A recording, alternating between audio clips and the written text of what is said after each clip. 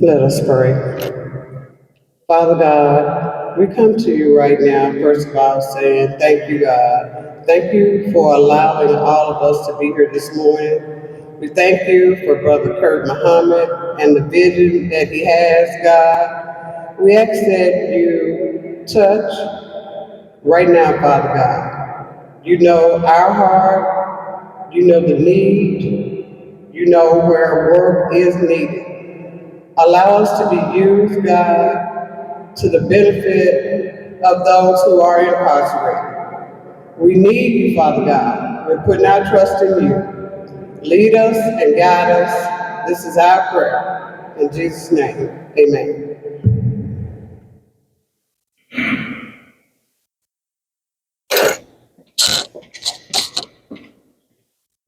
May we bow our heads. Dear Heavenly Father, God, we come before you right now, God, grateful for your opportunity to be here in this place, God, grateful for the people that were able to make it here safely, God, even those who are not here, Father God, in person but are here with us in spirit, God. We thank you for them as well.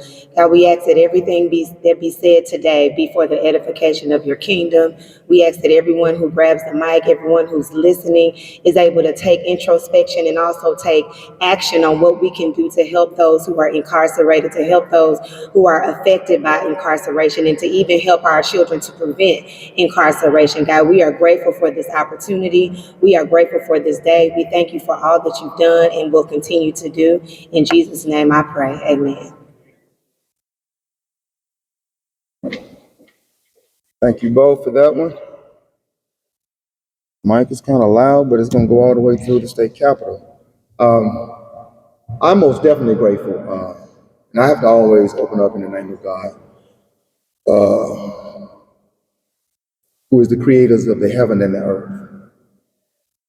And I have to thank all of the prophets and the messengers, whatever name that we call him in, whether it's Jesus, Jehovah, Yahweh. I like to use the name Allah, right? There's but one God, there's but one religion, and there's but one way. That's the right way, the only way.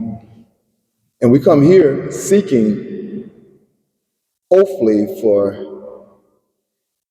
a blessing from our legislative, political, our politicians.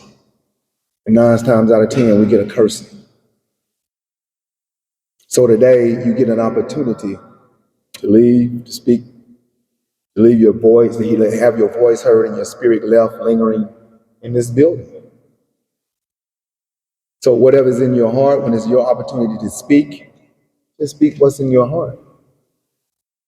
Whatever you want the people to hear, whatever you want to send up to God, just speak that in your heart. In here is because this is where, when we're talking about laws for the state of Arkansas, they start here and they end in our community.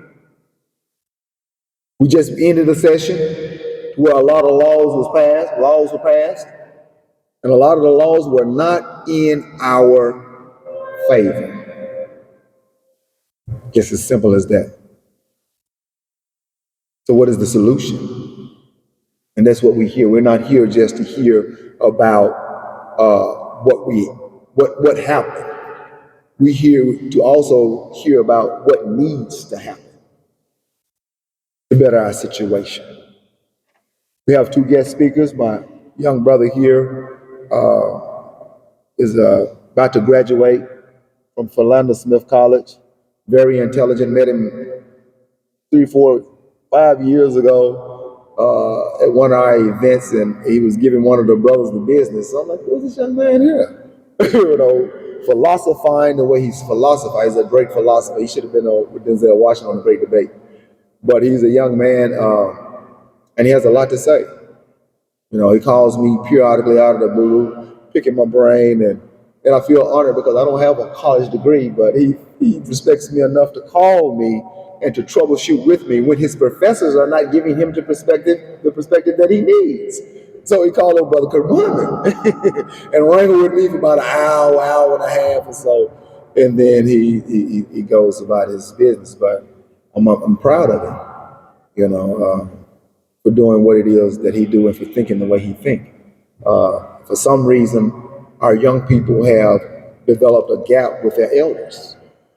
For some reason, and maybe our dear sister will be able to explain or give us some insight into that. But now let me announce my core group.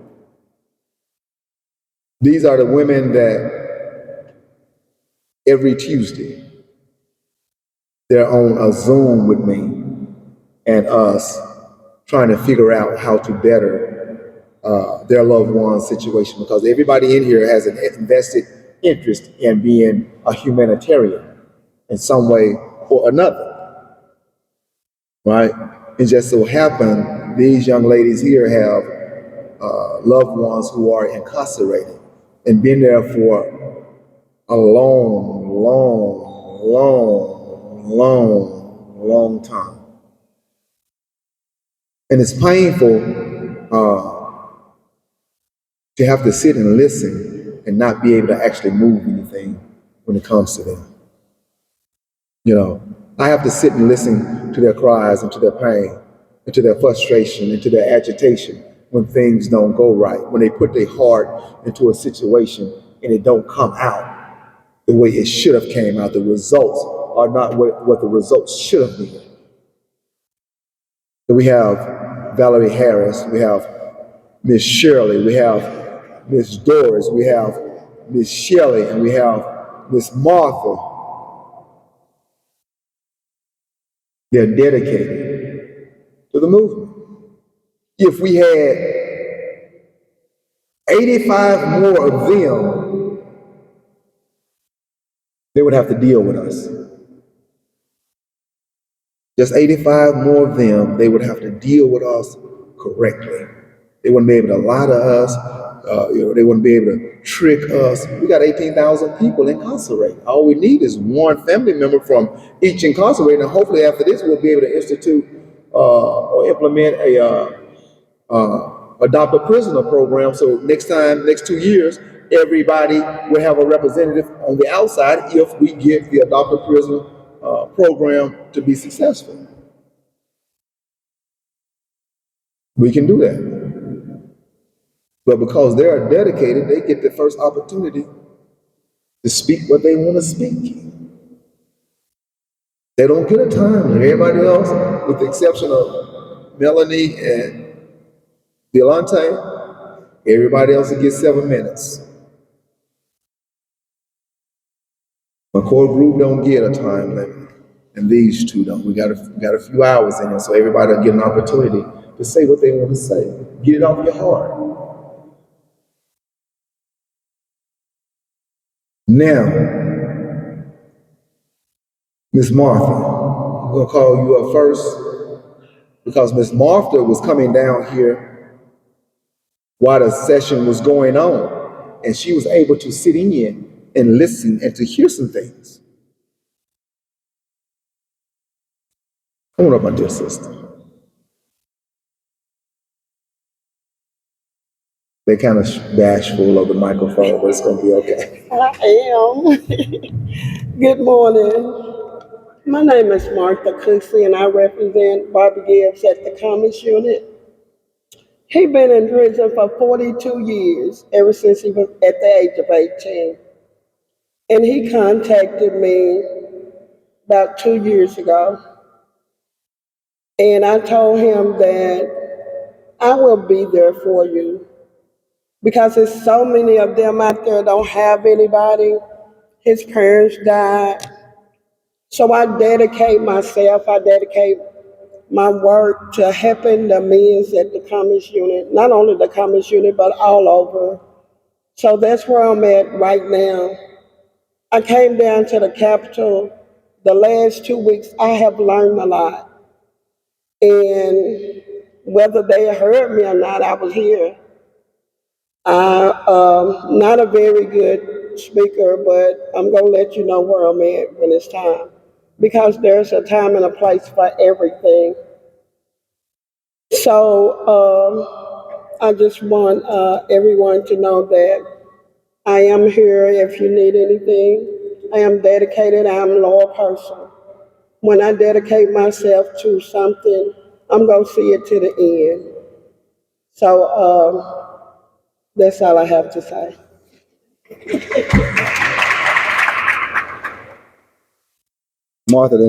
didn't have much to say, but she did us a favor. She was able, everybody wasn't able to get down here.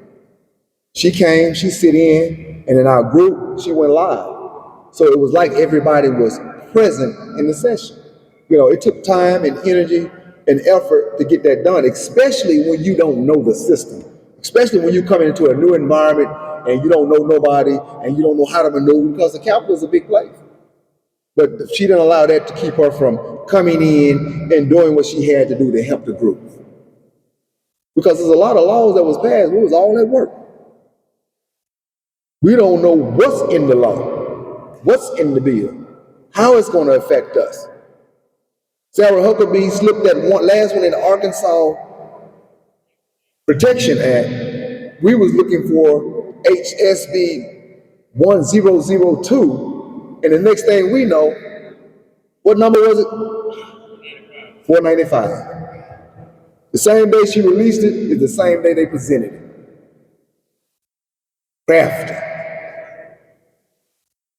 Crafty, and it passed. And it passed. What's in it though? When you're talking about bringing state troopers into the city limits, state troopers are basically antisocial because they don't associate with us on an everyday basis. So when they pull you over, that conversation is going to be different. Their attitude is going to be different. Their tolerance for conversation and communication is going to be different. So why would she allot $5 million to pay overtime for people who don't know how to interact with her citizens? And at the same time, you want a 3,000 bed prison system.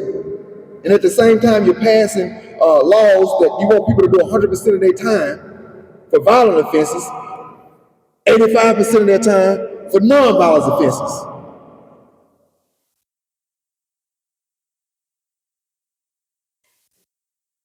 So what is your plan? In reality, what is the real plan? 85% for non-violent offenses, and then you implement a law that says residential burglary now is a violent offense? Fleeing is a violent offense? Fleeing? We don't have 3,000 people in the county jails. You're talking about $31 million a year.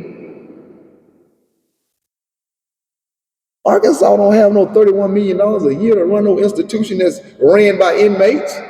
Those who are incarcerated, when we was down there, just we did all the work. Clerical, kitchen, laundry, farming,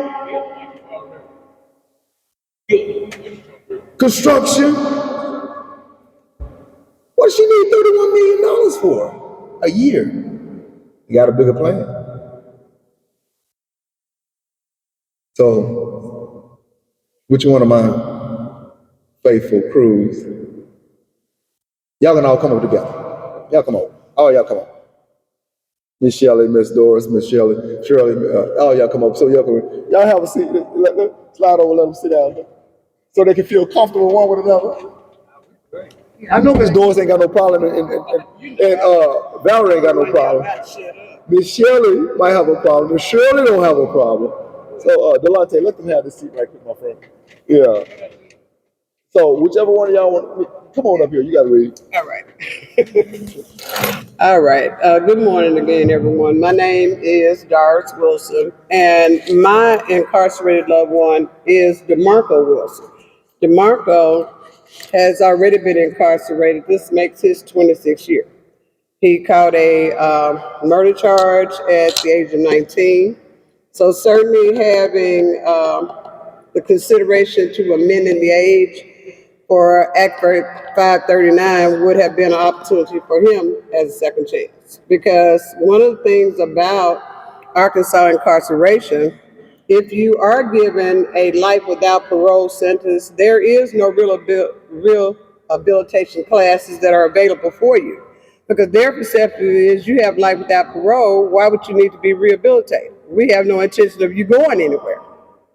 So that, along with one of the bills that definitely got nominated and did not pass was what Brother Kurt mentioned earlier, changing the exception clause in the 13th Amendment, which allows Arkansas incarcerated, I think it's only 2 lines, and it says something to the effect of there will be no slavery in the state of Arkansas except you are convicted of a crime.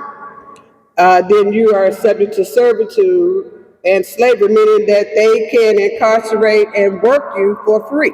Arkansas does not pay inmates any type of income or compensation or however you want to look at it, and they do work, especially when you first come in because you're on the whole squad for the first, 60, 90 days till you even make classification.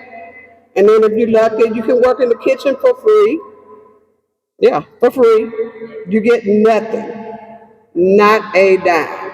So like Miss Martha said, if you are unfortunate, you've done 25, you've done 30 years, and your parents, your siblings have passed on, you have no support other than wonderful, spiritually led people like Brother Kurt, this gentleman, people who have previously done time that will take a minute and reach back and try to help those that, and that's his motto, and that's what we're wearing on our shirt. It's a little short. I'm a killer, the one that made it, but gone but never forgotten. And I appreciate Brother Kurt for that because that's a big stand to take. But I also have a letter before I sit down that what Kirk had us to do when we were trying to prepare to ask the legislature to consider amending the age, he had incarcerated family members reach out to other incarcerated ones and reach out to family members that would speak on their behalf. And one of the family members that I had the opportunity to meet during this process is actually the mother of, she got his name in here, Patrick Fleming. And Patrick's mother wrote a letter because she's not able to be here today. She actually lives in Erie, Pennsylvania. And she explained that, she's in her late 70s. And she also has a daughter that has some health issues, so she's not able to travel back to Arkansas. But I would like to read the letter that she sent to me to read today. And it starts out with, "To whom this may concern. My name is Betty J. Harris. I am an ordained elder in the World of Faith Development Corporation in Erie, Pennsylvania. My son is incarcerated at Brickey Prison." She says Mariana, but we know it's Brickey. And has been for nearly 40 years. His name is Patrick W. Fleming, and she also gave his ADC number as 081731. And I just want to stop there for a minute. For Patrick's number to start out with 0, Brother Kurt, he's been there over 40 years. My son's number is 111. That's a lot of time. The letter says, Patrick was accused of murder and has served all these years without a chance of parole or clemency. My plea today is not only for Patrick, but for the other mothers, sons, and daughters who have served many years of incarceration and have done so without even being allowed a second chance at life in this beautiful world God has created. I, along with everyone I have met, have made some terrible mistakes in life, but many of us were never caught or punished. And that's correct. I don't know how many mistakeless people you know, but I stand here telling you I'm not a mistakeless person. And just like she said, it's just the grace of God is what I'll say, that I didn't get caught up. Because I might be 62 now, but I wasn't 62 all the time. She goes on to say, now I'm asking you to think about my request seriously and find it in your hearts to have mercy on these young men and women who I feel at least deserve a chance to prove that they have been rehabilitated. I pray God's blessing on all of you in these words and to your family. Sincerely yours, Reverend Mother Betty Harris. And Reverend Mother Harris brings out a good point. For a lot of these young people, it's not a second chance, it's a first chance. They went to jail at 18, they went to jail at 19. A lot of them not even really fully understanding the concept of what it would be like to get to be 25 and living in the free world. So, as a parent that has watched my son, and I started to print some pictures, but I didn't. Of course, my son was incarcerated at 19. He just had his 45th birthday. But I watched my son go from black hair, a full head of hair, to bald head and gray. And I'll tell you, the very first visit that I had with DeMarco, because of course we age slowly, not necessarily all at one time, and I visit a lot. But the visit that I walked in, and if you visit, you know, you're waiting at the door because it takes them so long to come out. So you pretty much stand there and you're watching the area they come out. And I'm looking and I'm seeing my son's face. And I'm looking and I'm looking and now I'm praying. I'm saying, oh my God, God, please don't let me faint. God, please don't let me cry. God, please don't let me scream, because I'm looking at my son come out with gray all over his face. And in my heart is dropping because I'm saying, my son has grown old in this institution. He came in as a young man and now he's fully gray. What can I do? I can't just take him up out of here. And when I tell you that, that's a painful memory and it'll stay with me for as long as I'm able to remember. But like I stated, it's not so much a second chance. Some of these young people didn't even have a first chance. So even though we got shot down with the Act 539 amendment in 2023, I look at it as an opportunity. Plan your vacation for 2025, because that's the next time it come up. Camp out with us on I'm gonna try to remain respectful, y'all, but camp out with us on your 2-week vacation, because it's a window between January 9th to March the 31st. You pick it. You got a whole over a year, because what I did recognize with some of the Arkansas citizens who came in groups and camped out, they got the bills they wanted, y'all. It's simple. Politicians recognize citizens who are seen as voters. If you aren't jeopardizing their secure job, why would they be worried about you, whatever your concerns are? Think about it. Look at what Arkansas did this year, y'all. Kurt, no, he had to give me a time limit because I could talk the whole 2 hours, but I'm going to yield the floor because other family members vary. Everybody got a story, y'all. Everybody got a story.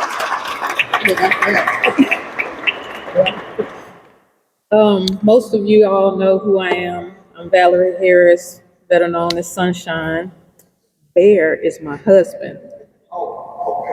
Yeah, I'm Sunshine, and I, gave my husband Corey the nickname Bear. So that's why on Facebook I'm Sunshine Bear Harris. But Corey has spent 26 years incarcerated for a non-sexual, non-homicidal offense. He has 2 life sentences plus 30 years. And every time I say that, I tear up.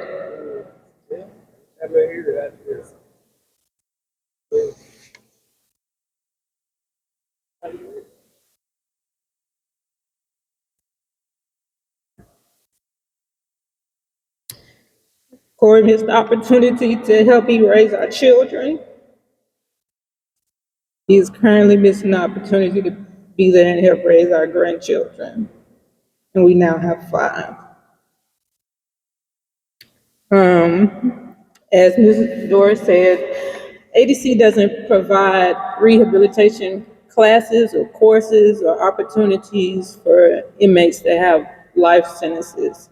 And the measures that I've seen my husband take to rehabilitate himself is remarkable. He's been an SATP counselor, which is a substance and abuse treatment program. He's mentored several individuals that have been incarcerated when troubled youth and high schools go to the prisons to do tours. He was one of those inmates that got that opportunity to speak to those individuals. And like I've said before, in the free world, I've been around the community, and there's been many of the individuals that have come up to me and asked how Corey was doing, and asked that I relay the message that since they've been out, they've done what he's mentored them to do, as far as stay off drugs, get a job, stay out of trouble, and don't come back. And I can tell you that there have been some that have come back, and when they seen my husband's face, their face dropped to the ground, because they knew what the things that my husband has mentored and talked to them about. And Corey, you know, he's, you know, remorseful for his crime. He knows what he did wasn't right.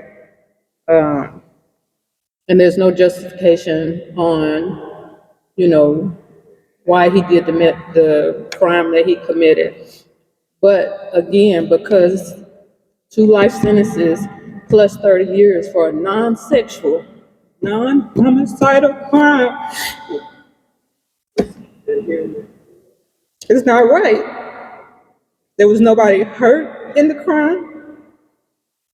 And, you know, if we were given that opportunity to talk to that victim, to show that remorse, you know, he would say he was sorry. And he just deserves that opportunity to be able to come home, to be able to cut our grass, to be able to take the trash out at home, to be able to sit and babysit and watch his grandchildren. He deserves that opportunity. He, you know, I can guarantee that the day he walks out, because he's gonna walk out those gates, the day he walks out, you'll never have to worry about him doing another crime. You'll never have to worry about him going back to prison. Because like I said, he has rehabilitated himself in his own measures. He's, you know, taken any and every class that ADC, you know, will allow him to take. And I just, it's very frustrating, and something that is hard to deal with the amendment for the Act 539 not going through like we intended or wanted to. But, you know, 2025 will be here before we know it, and we will continue to push through and continue to fight for that amendment. So people like my husband and others can come home to be with their family.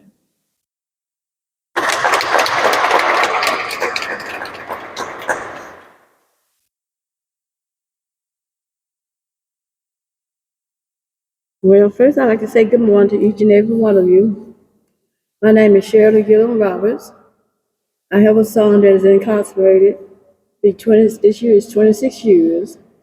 He was incarcerated with Doris' son. They both went for the same,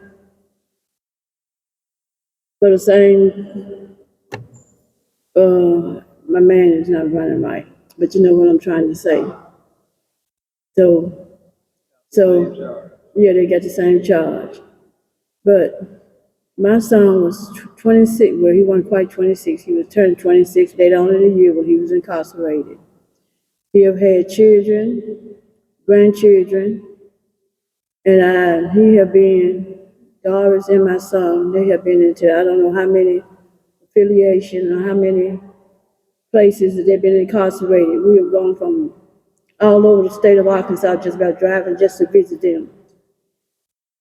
And just to take these little children, first they were small, 2, 3 years old. Now they are grown with their own children. And he just had a grandchild about not 2 months, not quite 2 months right now. And he have rehabilitated himself. He have taken, like you said, the classes that he was able to take. He have educated himself in the laws. And during their trial, they hid the evidence. They did not let the evidence come out. And we were having a hard time trying to get that evidence to come to light. And as she said, it's hard when you walk in, before you even see your child come out the door, your heart just drops. And then when they come out, you have to make sure you compose yourself, that you do not cry. Because you don't want to go in and cry, and then it would come up with another issue if they saw you crying. So you have to have your heart set and your mind set in the right area before you go in to visit. And I hadn't seen my son since this COVID. I've talked to him regularly, video call, but that's not anything compared to giving your child a hug or a kiss on the cheek. Well, we always say we love each other. That just comes, that just brought up in the ways. And he still tries to stay in contact with the kids and instill in them what's right, what's wrong, although they are grown. And he talks to the grands. So there's just so much that I can just say that is heartbroken as a mother just to see their child incarcerated. And it just makes me cry when I just think and hear of the other parents talking about their feelings and the things that they have gone through or still going through because they have a person or their loved ones is incarcerated. So, with that being said, I'm finished.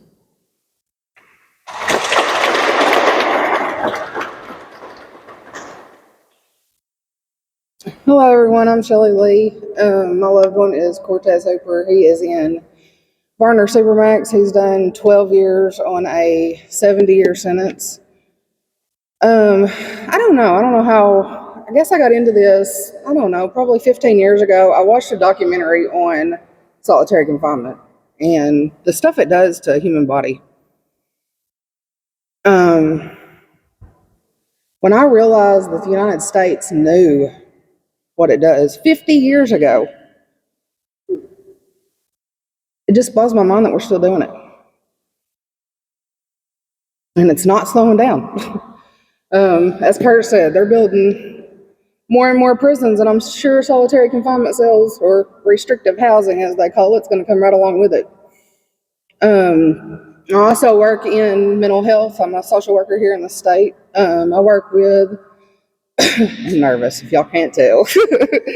I work with the severe mentally ill, so it's individuals that have committed crimes, been acquitted, and now they're on what they call the Act 911 program. I work at a residential facility here in Arkansas. When I've talked to individuals that have been incarcerated or are incarcerated, when they start talking about Sarah Huckabee's worried about the Protect Arkansas and all the violence inside the walls of these prisons, they're given a workbook for anger management. A workbook.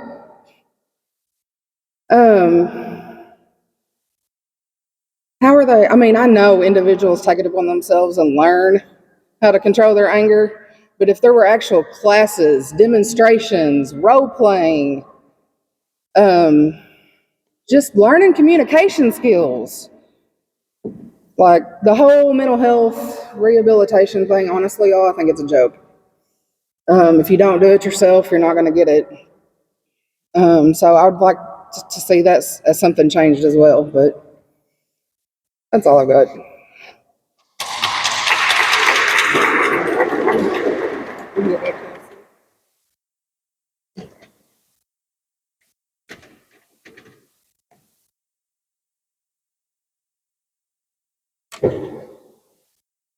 Um,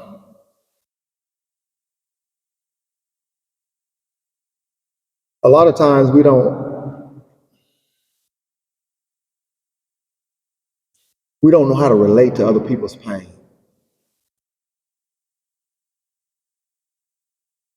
I guess when the stony heart is removed and we're given a heart of flesh, then we're able to relate to their pain.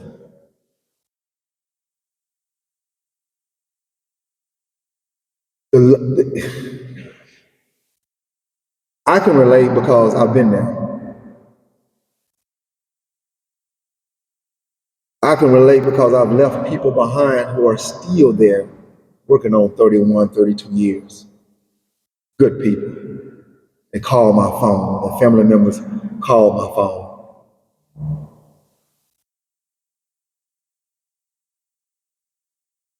40 years. That tells me that whoever is over the system, they can't believe in the words of Jesus because he has a forgiveness clause in Scripture.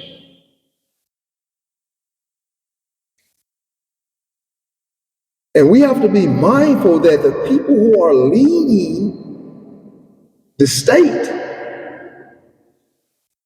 obviously they don't believe in the Christ because they missed the forgiveness clause that he put in Scripture to where it helps free people who have committed an offense. They was going to stone a lady to death, and he said, let him without sin cast the first stone. And when they couldn't, he tell the lady, he said, hey,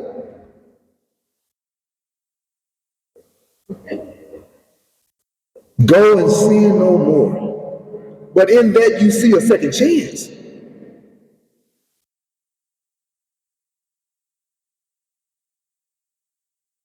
That's a forgiveness clause. How do they miss that?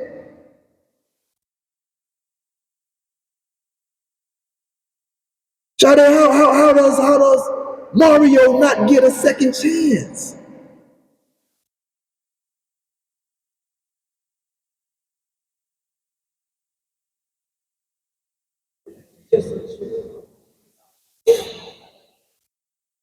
It's deep. Everybody's going to get an opportunity to get something to say. But I brought my children here to hear her. You know, I have a 16-year-old, 12, about to be 14, 13, about to be 14. I have a 9, about to be 10, and 4-year-old about to be 5, and a 9-year-old, 8-year-old just turned 9, right? Look Kip back there somewhere. Look Kip back there somewhere. Kip got a son and a daughter. Melanie bought her daughter, but it's something that we need to share with them. Because Ms. Doris can sit here and tell you how long your son been down there? 26 years. How long Corey been down there? 26 years.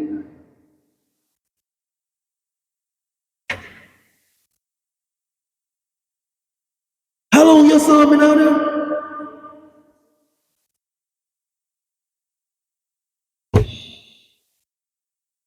And Sarah Huckabee is steady making laws,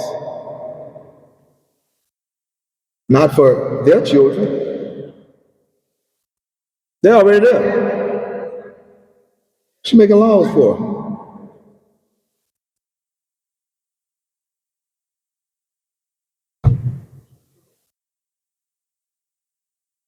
Who she's making laws for? We don't have 3,000 kids. We don't have 3,000 people in the county jails. Why would you need a 3,000 man prison? Why would you need to build a 3,000 man prison bed? We don't have 3,000 people in the county jails, maybe 500.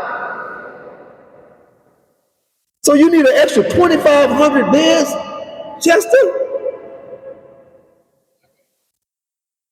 So who are she, or who is she getting this $470 million for? Not for Corey, DeMarco, Ken,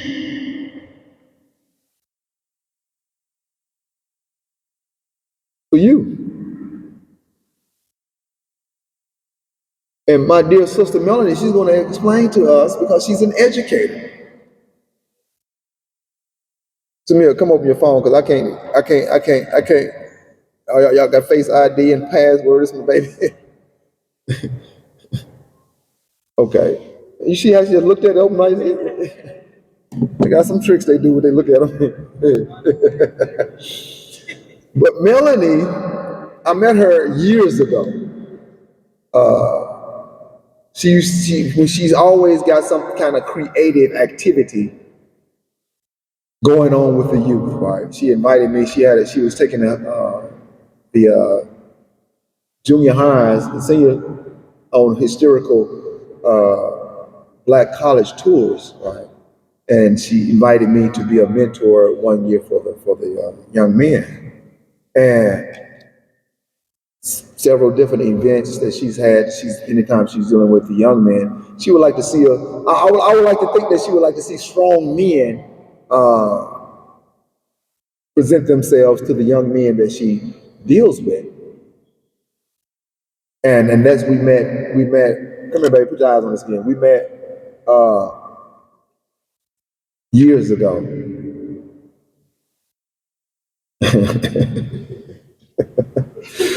Well, Miss Dr. Melanie Desmond Battles, right? She's a lifelong educator. Melanie probably going to be able to tell you some stories in different schools that she's been to, that she's educated, how she teaches, right? She teaches self-interest.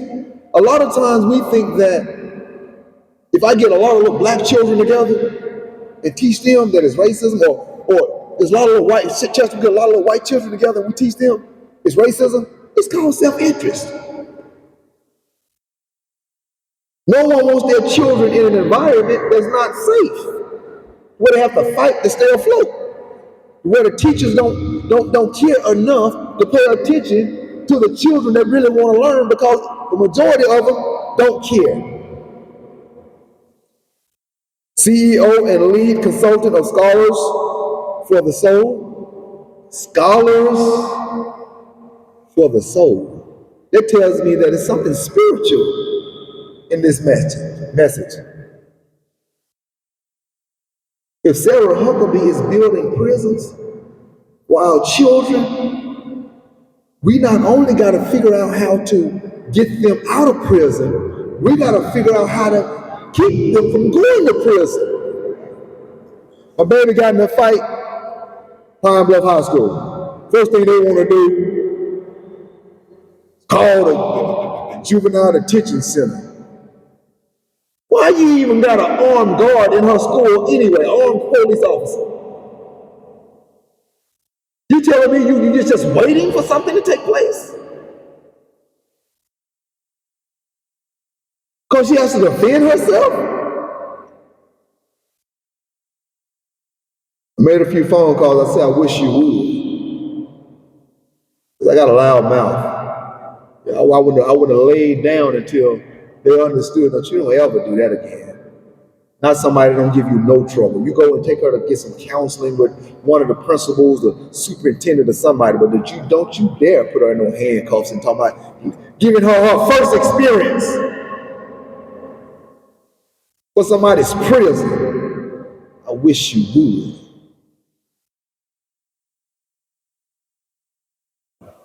That's why I can't stop fighting. We got babies. And if we give up, Sarah Huckabee gonna have her 3,000 prison bed. Our 3,000 prison beds will be full. Hear what I'm telling you. If we give up and don't focus on our children as we fight to get brothers out who can mentor our children, who can explain to our children what's going on.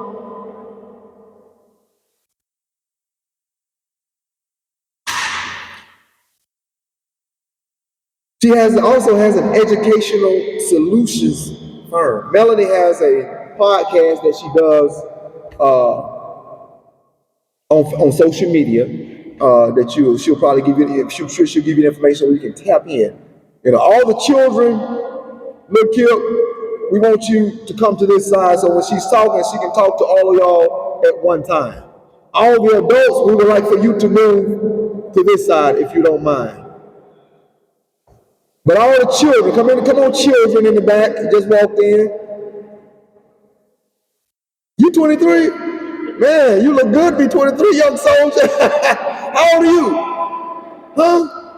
Y'all keep doing whatever it is you're doing because we know you ain't no hard alcohol and no hard drugs. We know it ain't none of that because you look too good. Here is my dear sister. And then after Melanie, I got my Melanie going to explain it, and he's going to show you what what education, a real education, will do for you. Without further delay, Miss Melanie Desmond Battles.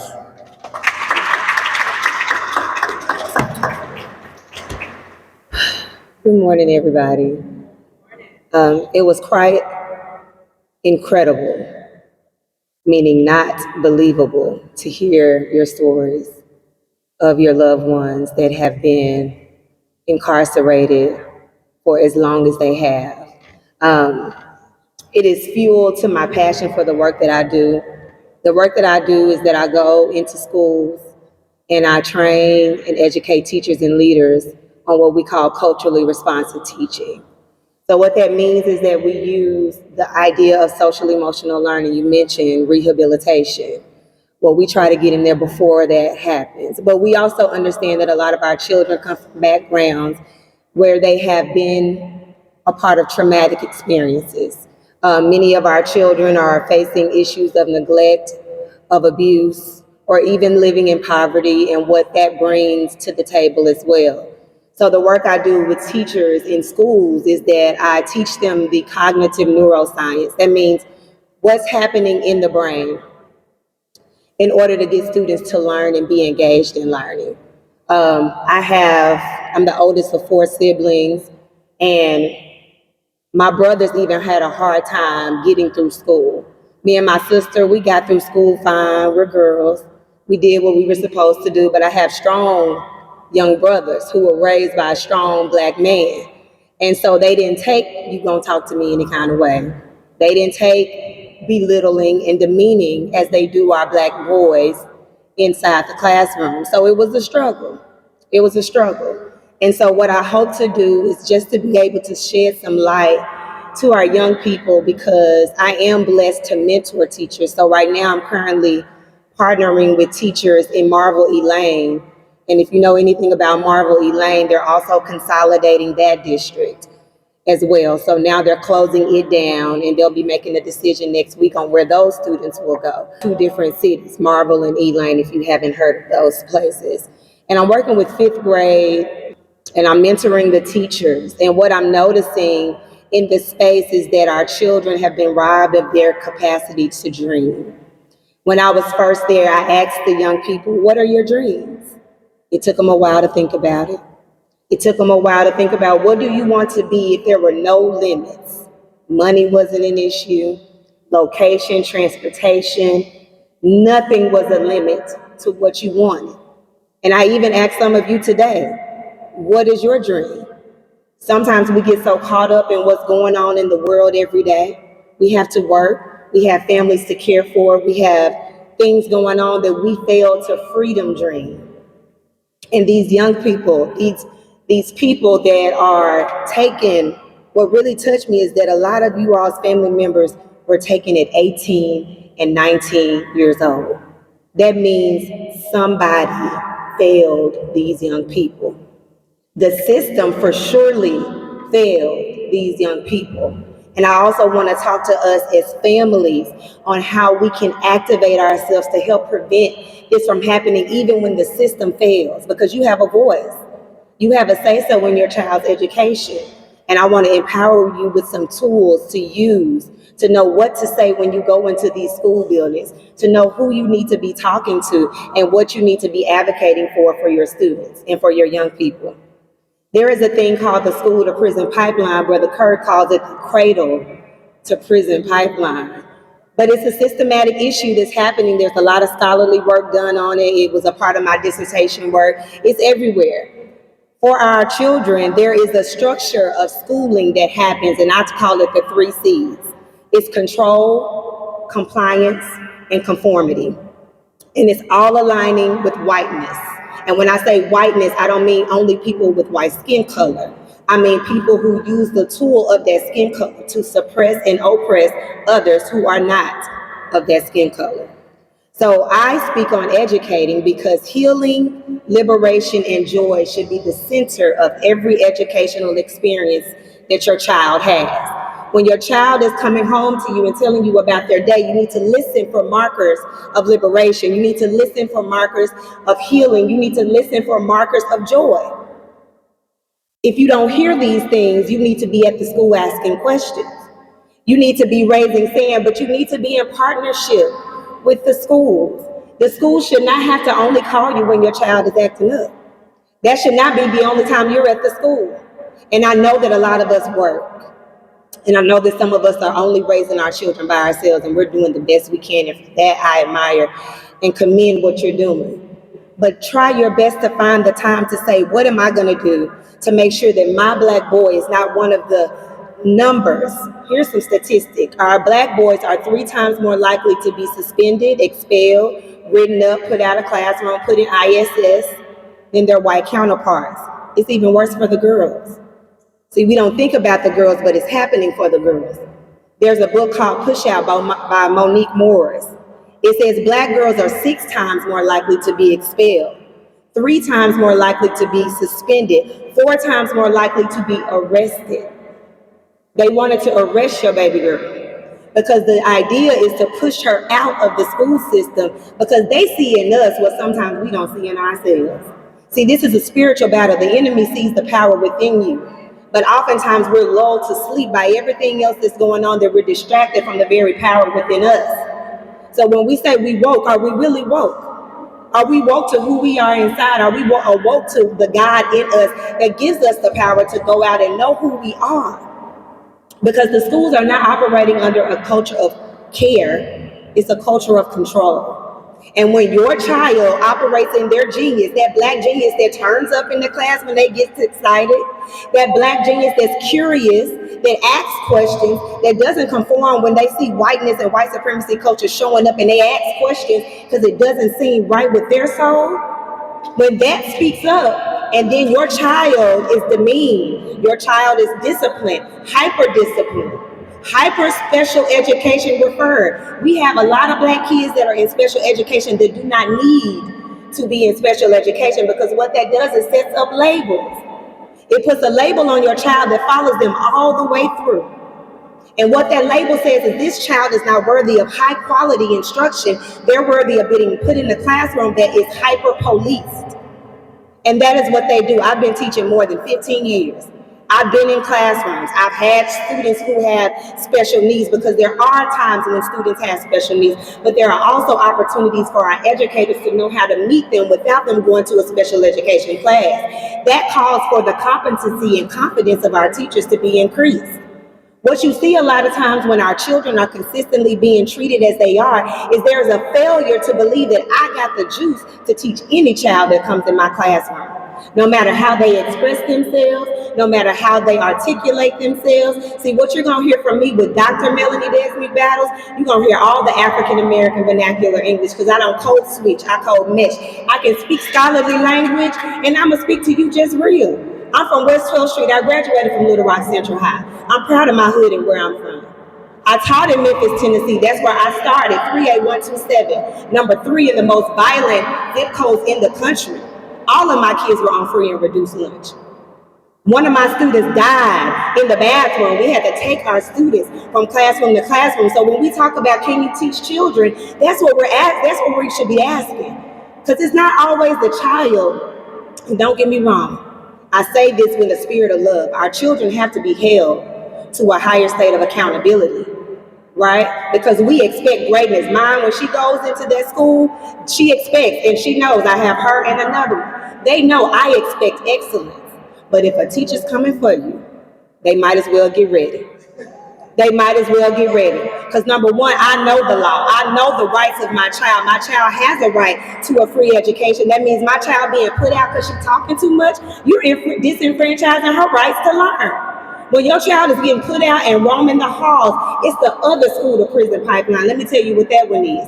That's the one where we just put them out the classroom, or even the one where we allow them to act a fool so we don't write them up, but that perpetuates another system. Just because they're not writing your child up, is your child learning? Is your child cutting up? Some of us need to go in and sit with our babies. I seen a parent get up and she had a whole clown outfit and she sat with her baby the whole day to watch and see what was going on with that child, because that school keeps calling. See, I'm in the classroom with our students and they'll get away with what they think they can get away with. They know the parents who are going to pop up on them. They know the ones who, when they get home after that teacher calls, there's going to be an intense conversation. But then they also know the ones that's going to still allow them to have their phones, that's going to still take them to Starbucks, that's going to still do everything for them to entitle them into believing that they don't have consequences.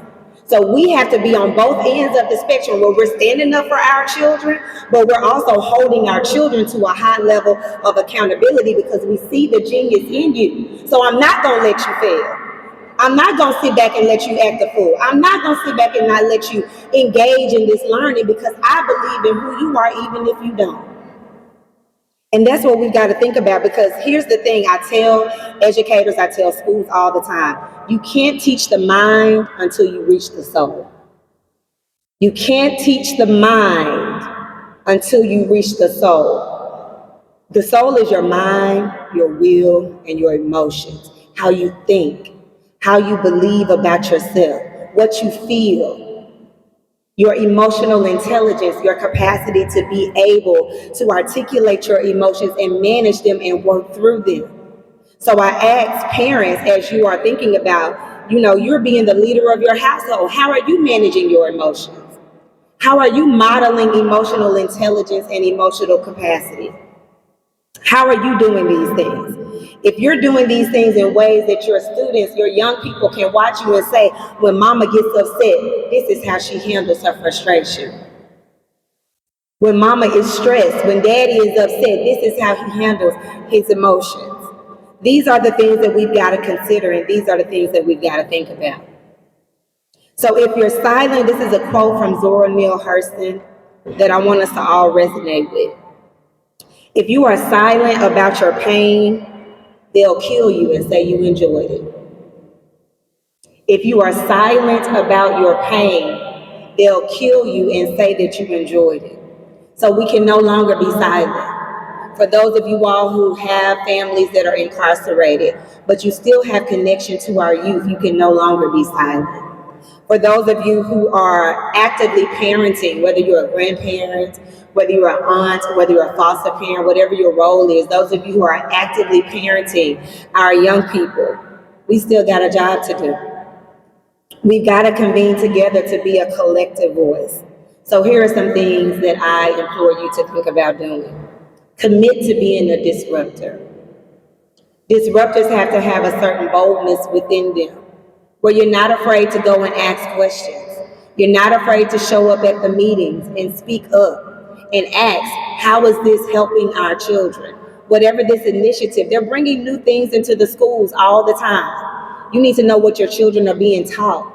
Right now with this LEARNS Act that just came out, there's verbiage in there that talks about indoctrination and anti-CRT, meaning critical race theory, but it also covers the work I do, which is culturally responsive teaching. They have code words, so culturally responsive teaching, social emotional learning, diversity, equity, inclusion, justice are code words for them to say we don't want that taught in our schools. So they'll block out anybody trying to come in and teach that. They'll block out any curriculum, just like they do in Florida. If it has social emotional learning in it, they don't allow it within their school districts, period. Their libraries have been shut down so they can get all of the Black culture out until they reformulate those libraries to meet what they need. So you need to be a part of knowing what books are being read. What's happening in my class? Are you a part of the PTA? When they're having these parent-teacher conference nights, the best of your ability, get off. Take off if you can, or send a representative. Join a village. Don't be afraid to ask for help, y'all. Sometimes we get in this Operation Silos mentality where we want to be independent, but we need to connect with each other. If you can't be there, tag somebody. Tag you're it. I need you to show up for my baby.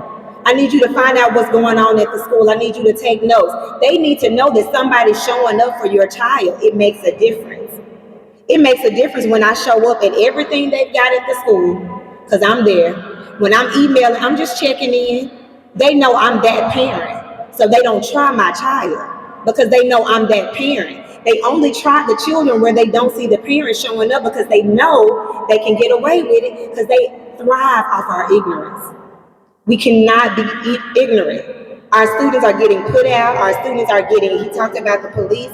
Even a few years ago, there was the young Black girl that was all on social media everywhere that got slammed to the ground by a police officer. There's a documentary right now on Stars, and this young girl is now 21, still suffering from post-traumatic stress disorder from that situation where she did not even provoke. Somebody else had it on video. She said no words. Silence, but because she didn't get out of her chair at his command, he got her, slung her up, and threw her to the ground. A big white male police officer to a 14-year-old girl, and didn't even look to see that she actually had a special education plan. They call it IEP. If your child is in special education, you need to know every part of that individualized education plan. And if you don't know, you need to get with somebody that does. Talk to me. I got other colleagues who specialize in special education. If you don't know, see me. Get with Brother Kurt. Find me. I will put you in touch with those people because that is protected by federal law. I'm not talking about just the state law. Your baby is protected by federal law. So this young lady had in her IEP that when she feels a certain level of anxiety, when she feels like she needs to have a coping mechanism, she has a teacher she can call that will come in and partner with her to help her regulate. And they didn't follow the protocol. They called the police officer instead. They're not interested in healing your children. The people that harm you will never heal you. They're not interested in healing you nor your babies. This system is set up to do exactly what it's doing, keep you incarcerated and bound. That's what they want for you and your children. That's why they're building those beds, 3,000 for what? Because they waiting on these. They waiting on them to mess it up. They waiting on some of us to drop the ball and be so busy and distracted by everything else that we don't see what's going on with our babies. And then we miss the mark when it's a little bit too late. And at 18 and 19, they're gone. For 20, 30, 40 years. Brilliant people behind those bars. You're not telling me we got idiots behind those bars. We got geniuses. We got innovators. We got creators. We have creatives behind those bars. Because sometimes we just didn't know. Sometimes we were trying our best. Sometimes we were doing it on our own. It's not about blame game at this point. It's about being proactive for the ones that are coming up. So we can't just say, oh, those kids nowadays. Somebody said that about you. Somebody said, oh, look at those kids nowadays. So we got to look at these children. Yeah, they got technology. Get them off of it. Mine turn it in every night. They don't go to bed with technology. They don't have it in their ears. That spiritual transmittance happening. You got to think about it. What's in those earpods? What music are they listening to? What do the lyrics say? I told my youngest, I need to see your playlist. Let's look up these lyrics. Will you defend these lyrics in front of your pawpaw and your go-go? Because that's who holds them accountable, their village. Will you feel good about it if your pawpaw was looking at it? Because you know, my dad is a pastor. Would you feel, he's a preacher. Would you feel good about it then? Because they know right from wrong. These children know, but we got to keep them held up. So we have a job to do. We can't let the phones babysit them because they love them. It's saturating their mind, and it's so much information going in so fast that even us, we get attached to them. We sit here looking at them all day long because it's entertainment. That's how they keep you asleep, y'all. It's time to wake up. So join the PTA, commit to being a disruptor, go into the school, ask whose voices are being heard. Are you only called in at award ceremonies? Are you called in when they start making decisions? Are you asking about the decisions? Are you trying to figure out what's going on at the child's school? So instead of just asking, how was your day? What happened today that made you smile? I ask mine weird questions like that. They like, oh, they're gonna be weird. They're like, what are you talking about? What made you smile today? What was something that was real funny today? What was something that irritated you? What was the favorite teacher moment you had today? What did a teacher do that was off the chain? Ask the question. How did your light shine today? I tell my youngest one that a lot. And I put it so in her that I said, I need your light to shine so people see God in you. And she came back home telling me, Mama, somebody said they saw my light shine. It matters what you put in your babies. It matters the affirmations you speak to them in the morning. Don't send them to school fussing. Don't send them to school and you fussing at them before they get in the car. That energy transfers. Because then we get them in the classroom and they mad at 8 o'clock in the morning. They're upset early in the morning. They're banging on breakfast, as they say, because they're upset. Think about the energy. What am I putting into my child before they step into this space where there are so many energies there? And when you think about that, you'll show up differently, not just for your children, but for yourself. Because some of us are afraid to be disruptors because we're not connected to the boldness within ourselves. Connect to the boldness within you. So I encourage you, engage in freedom dreaming. Get back to freedom dreaming. Get back to reimagining what life should be like. I know sometimes it seems hopeless, but don't let them take your hope. Don't let them take every fiber of your being. Get back to hoping. Get back to dreaming. And start with your own self. Amplify your own voice, because they're not going to amplify your voice for you. You've got to speak up for yourself. And you got to speak up for your children. I thank y'all for listening. That's all I got.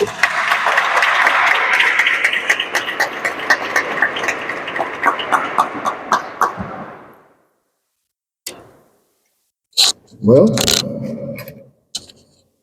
I knew we would get what we got because this is what she's into for years. From the time I met her to now, her passion is the same. She's actually reinvented the concept of how to teach our children. Because if you hear her, she's dealing with not only the educational part of it, but she's dealing with a spiritual texture of the education, right? Because we're spiritual beings first. How do you know that, Kurt? Because of the way we're created in the womb. All of you have children, right? How many times did you give your stomach what was growing in you any directive? How many times you said, well, I need you to move to the left, I need you to move to the right? Not one time. So that lets you know that it was a spiritual law working from the very beginning. So, sis, we appreciate you, we applaud you, and she needs some help. Some help. I have a natural homeboy he's been in the system for, Marlon Shelton. He's been in the system for a very long time, and it pains him that everything that's dealing with the children is always considered, it's about money, right? Even when they bill, if they're not billing you, they can't talk to you, right? Because it's about money, money. Self-interest is very important. They just got interviewed by Channel 11 News, right? So they might be wondering, why was Kurt Muhammad in the shoot? Because if I'm in it, they're not going to show it. Things have to be bigger than us. When God chooses you for a mission, a purpose, the mission and the purpose got to be bigger than ourselves. I'm here for y'all. Everything I do is to prevent an opportunity for you to make sure that you got, because, my mouth is big and my carriage is great. They just told us Sarah Huckabee have not signed a bill due to tax cuts to protect Arkansas. So it's a small win, but it's a win for us right now. It's a blessing. We just got to keep doing what we do. Keep praying. Keep moving. After these two, then we're going to just allow family members as they want to come up and speak what they want to speak, right? But my young brother here, when he told me his trials to get to where he's at today, it amazed me, because listening to him, you would never understand, or because he's originally from Washington, D.C., the murder capital of the world. I was in Washington, D.C. about a month ago, and my cousin, he works at the Capitol, and I called him and let him know he's from Virginia, and I let him know I was in the Washington, D.C. He said, "Hey, Kurt, man, be careful. You might get, don't be careful, be mindful, don't get caught up there. They murdering people there." I'm like, because I'm seeing people just running around here, whatnot, woo, woo, woo. So they murdered in Washington, D.C. I'm like, literally, from the White House, literally 10 minutes from the White House. Are they killing around here? Why would Washington, D.C. be the murder capital of the world? That's where all of the top officials are. We have to think about stuff like that. The murder capital of the world, Washington, D.C. So this young man is going to come up and tell us where he come from, where he's at, and where he's going. He's going to explain to us a little bit about how he sees the world and how he sees us as adults and what we could do better to assist them and our children as we move forward. Without further delay, Mr. Delonte Oz, Philander Smith College, soon to be graduate. Thank y'all for coming out. I would like to begin by saying, in the name of Allah, the beneficent, the merciful, we give praise and thanks to Abraham. We give praise and thanks to Moses for the Torah. We give praise and thanks to Jesus for the gospel and the Injil. And we also give praise and thanks to Muhammad in the Quran, in the Ibn Abdullah. So I would like to start by first saying that I am from Washington, D.C., which is now called the nation's murder capital. Yes, I am a D.C. Native. I am a philosophy and religious major at Philander Smith College, soon to be Philander Smith University, due to some economic ventures that the president over there is taking. So by next month, it will be Philander Smith University. And I would like to thank the sisters for coming out and expressing their grievances about their incarcerated family members. Let's just give it up for them for a second. Let's just give it up for them. Because as Black men, we have to acknowledge the fact that the Black community has been anchored by a lot of Black women, and any other ethnic community also have been anchored by women in general. So let's just give it up for women just one time, please. Because without these women, we will not be able to come up here today and express some of the sentiments without them experiencing some of their loved ones being incarcerated.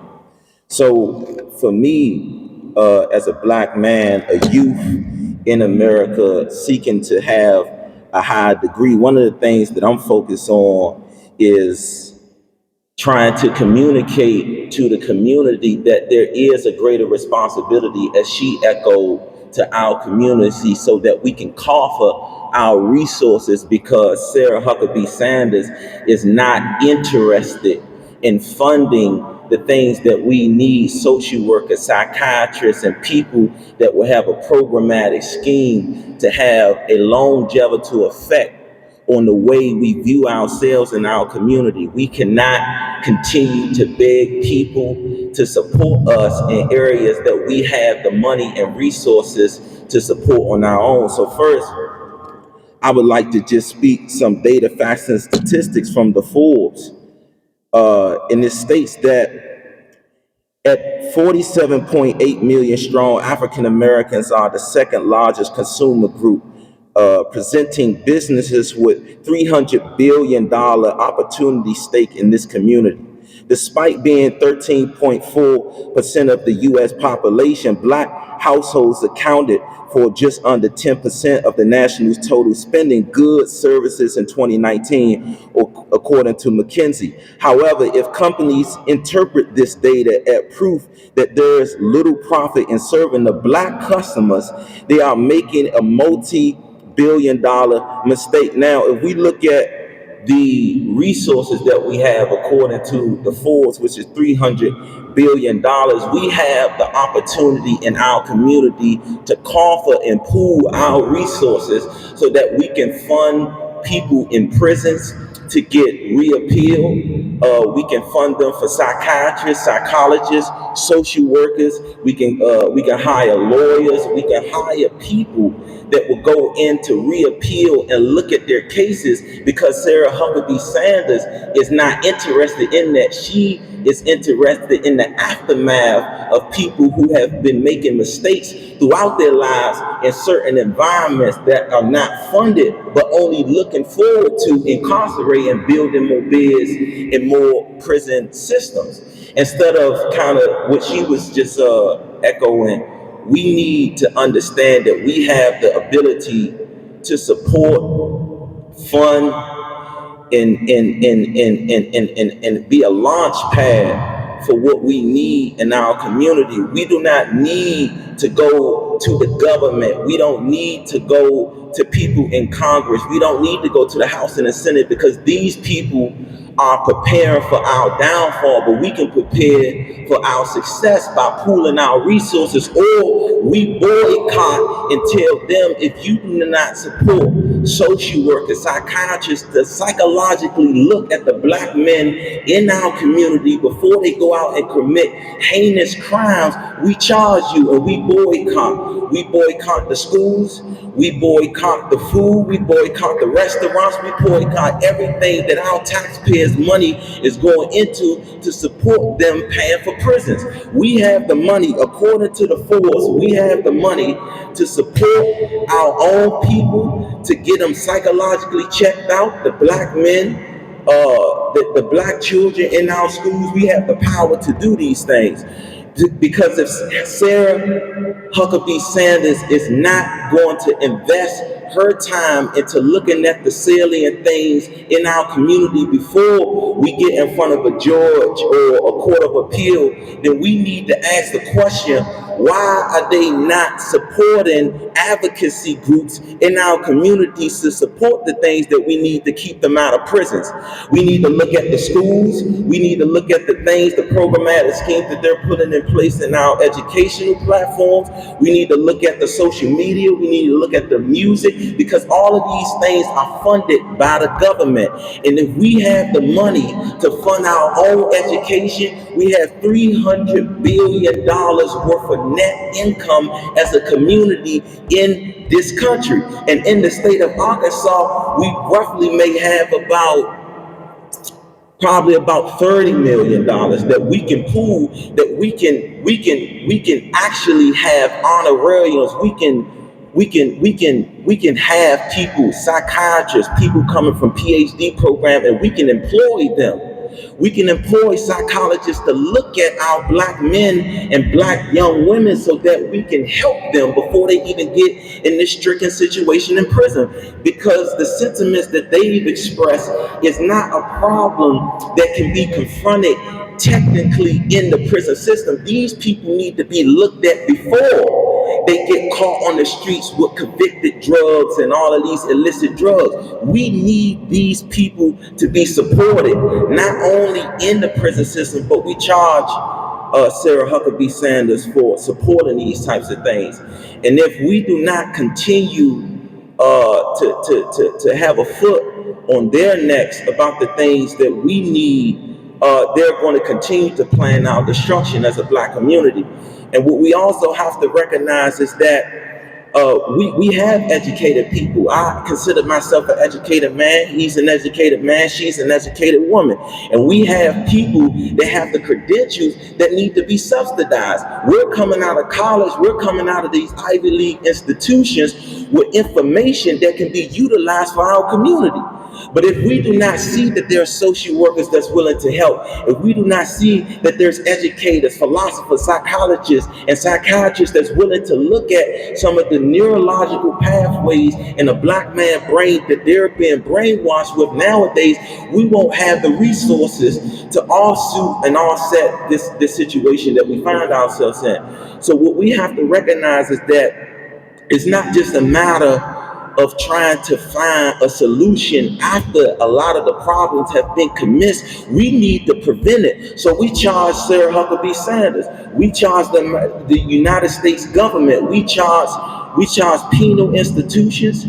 We charge the governmental officials, and we charge the state legislators for subsidizing and being the benefactors of our downfall. So just to end, and one of the things that me and Brother Kurt always talks about is that we need, as a black community, to communicate with our youth. We cannot shun, we cannot push out, or we cannot make this a conclave in that we do not invite young people in. We have to invite young people in because they are our futures. If they don't know the conversations that we are having about a lot of the cabals and factions that these politicians are having for our downfall, we will not have the opportunity to communicate so they can combat it when they get 15, 14, 16, and 17 years old. We need to communicate this. We have to have recreation centers supporting these things. We have to have politicians, black politicians, supporting these things. We have to have community activist events supporting these things. And we need people not only just to look at the monetary gains, but we also have to look at the dedication that we bring behind the monetary gains. It's not just about having fun. We need to get serious. A lot of the things that we have been taught as black people is to have fun. We need gravitas. Sarah Huckabee Sanders, for her ethnic race, just making a scientific biological difference. I'm not trying to be racist. I'm just showing that she has an interest of her people, and we need to have an interest of our people, not laughing or joking, but in a serious manner, so that we can show her that there's something that we have to say. And we're tired of seeing mothers grieve. We're tired of seeing young people grieve about their fathers not being in their lives. So we just have to understand that the things that we need to do as a community is come together. We need to mobilize. We need to get our minds on the right path, and we need to sit down with educators. We need to sit down with politicians, and we need to show up to events that will offshoot a lot of the things that these people are pushing for. So I thank you for coming out. I thank you for supporting Kurt Muhammad. I thank you for supporting yourselves. I thank you for supporting the lives that have not been born yet. And as we say in the Islamic tradition, As-salamu alaykum, peace be unto you. Thank you.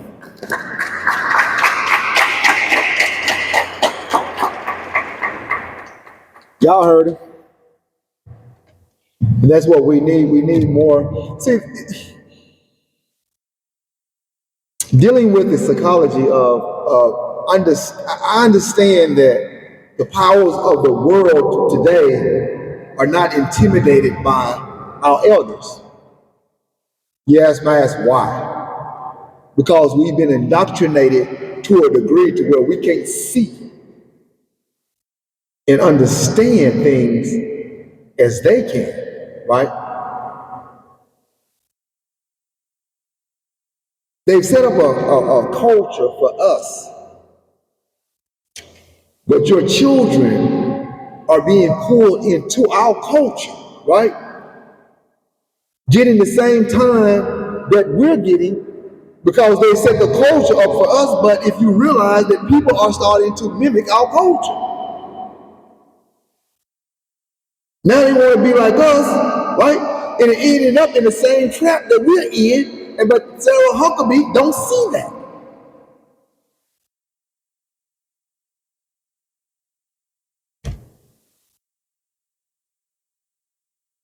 This is not about racism, not about color of your skin.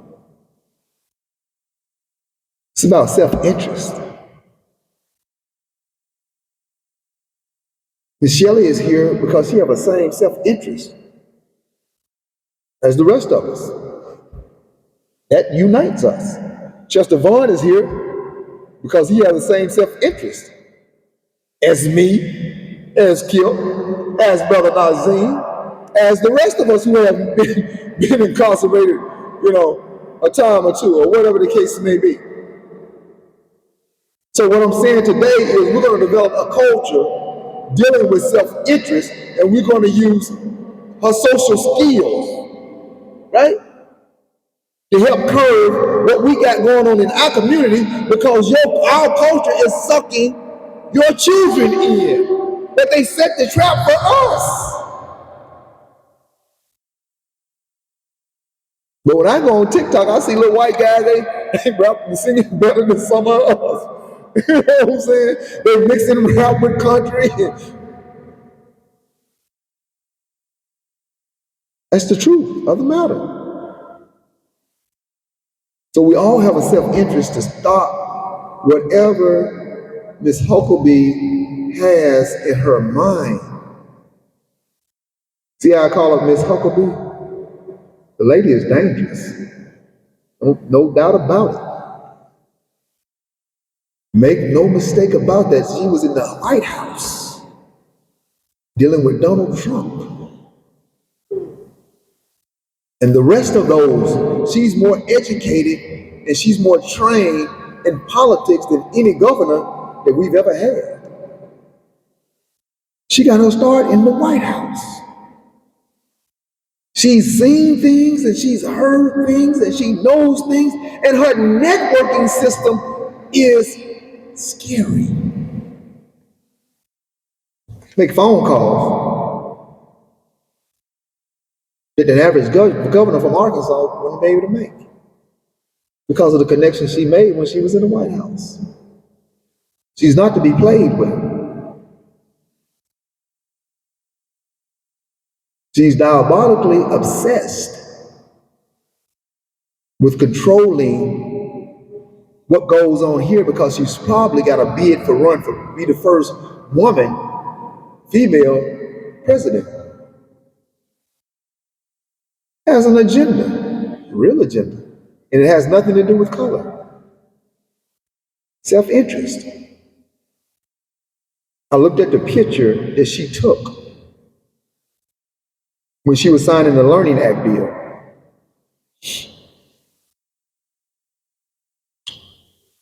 We wasn't in it. And when I seen that, guess what I said? I said, she's stronger than the Holy Ghost. Because, no, we know she's not, but that's what I said. Because she was not politically correct. That let me know she didn't care nothing about politics. That let me know somebody already told her, do what you want to do. We got you. So what do we got to do? We got to get in not her personal way, but we got to get in her way when it comes to what you're doing that affects us. Ms. Doris, we got to get in her way. Melanie, A young brother, he's going back to DC in May after he graduates. He's gonna leave us. I might be able to get him back in every now and then, help us out. He go up there, he might make some connections to where he can come back and help us out here. He smiled. He want to help. They came from DC when they started dealing with the Juvenile Act because they said it was so much corruption here. They knew they could get it passed here. Is that not what they said? That's what he told me. He said, "Kurt, you know why we pushing it in Arkansas? No, because we know we can get it passed there. It started here and it spreads out everywhere else."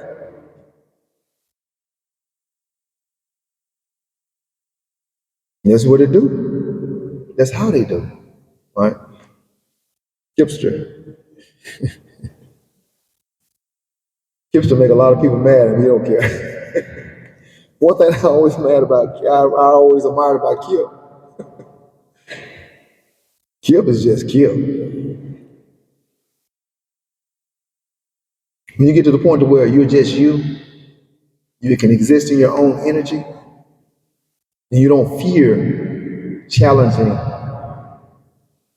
powers that may intimidate the average person, because you're secure in yourself.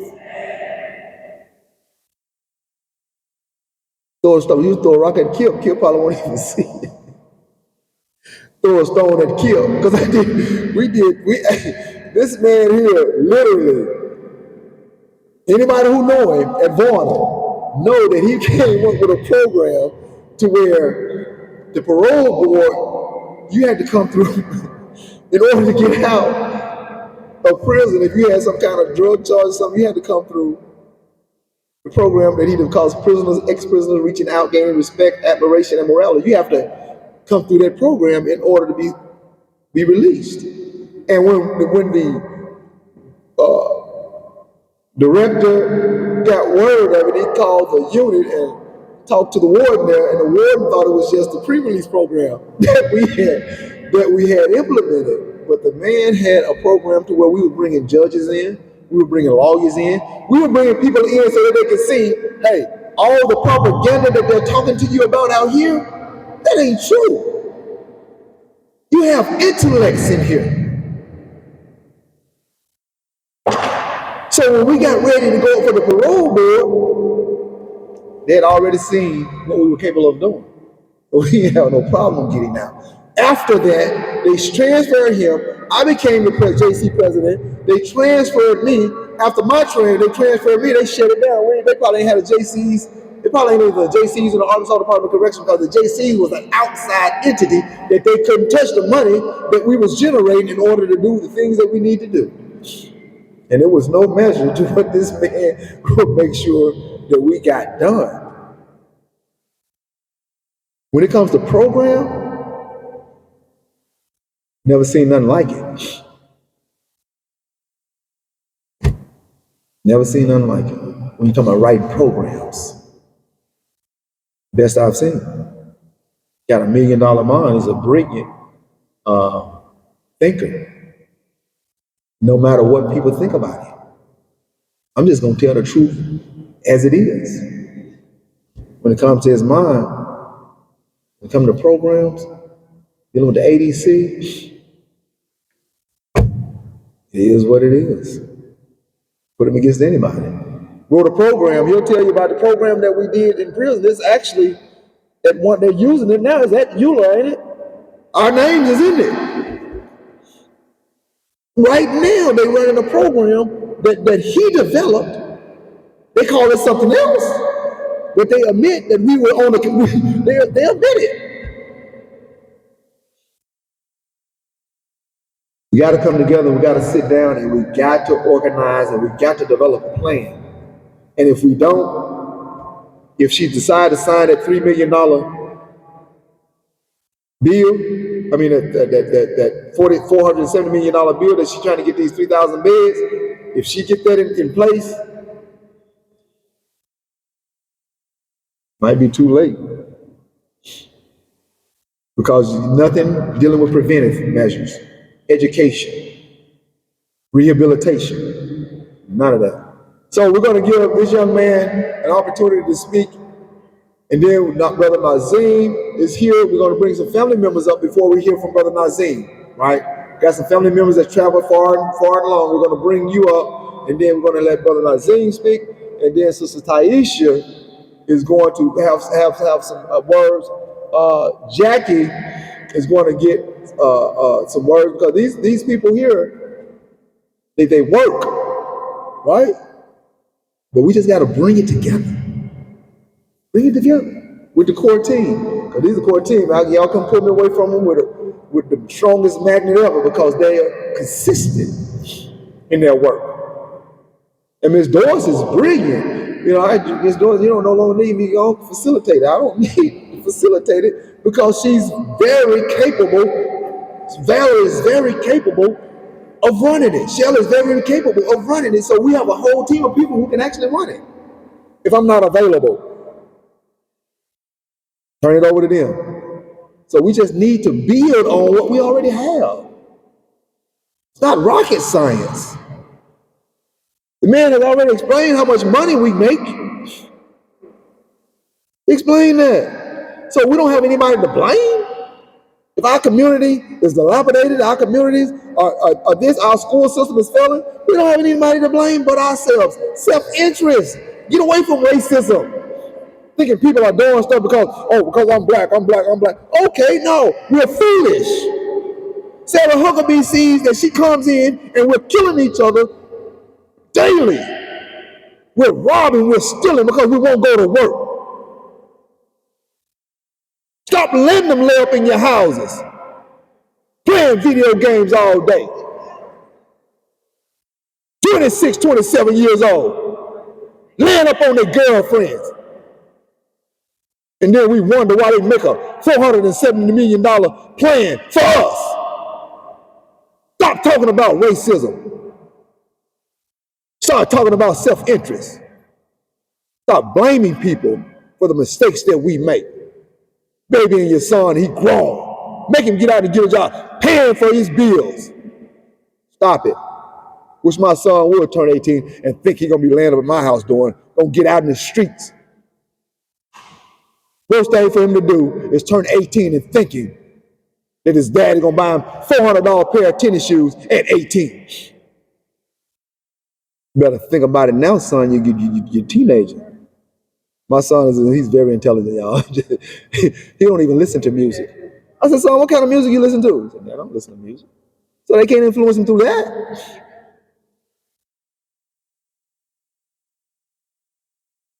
Without further delay, Kip Brown.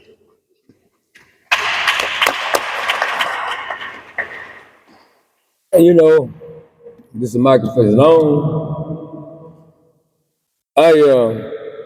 I don't know where to start here. I just know where I want this story to end. I know the way I want it to end. You know what I mean, y'all? I'm grateful to be here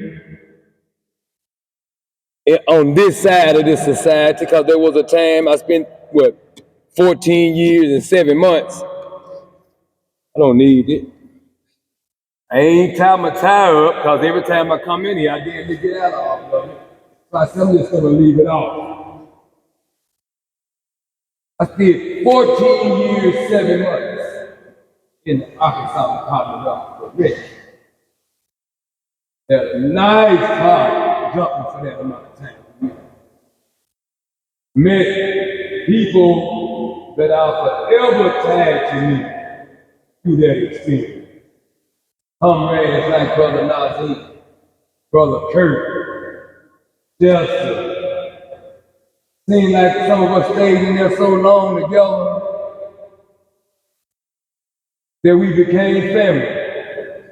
If you live in the same house with somebody so long, the people paying back say, oh, y'all stay with me. They identify everybody that comes here. If we were to go to the stores, and pretty soon the community know what house you stayed in. So we all became a different type of family. When I needed a hug, I couldn't get one from my mother or my dad, but I could get a hug from my brother, or a head up. So we done some world-class stuff. I don't think they'll have a community of people down there that ever do what we done. Nazim.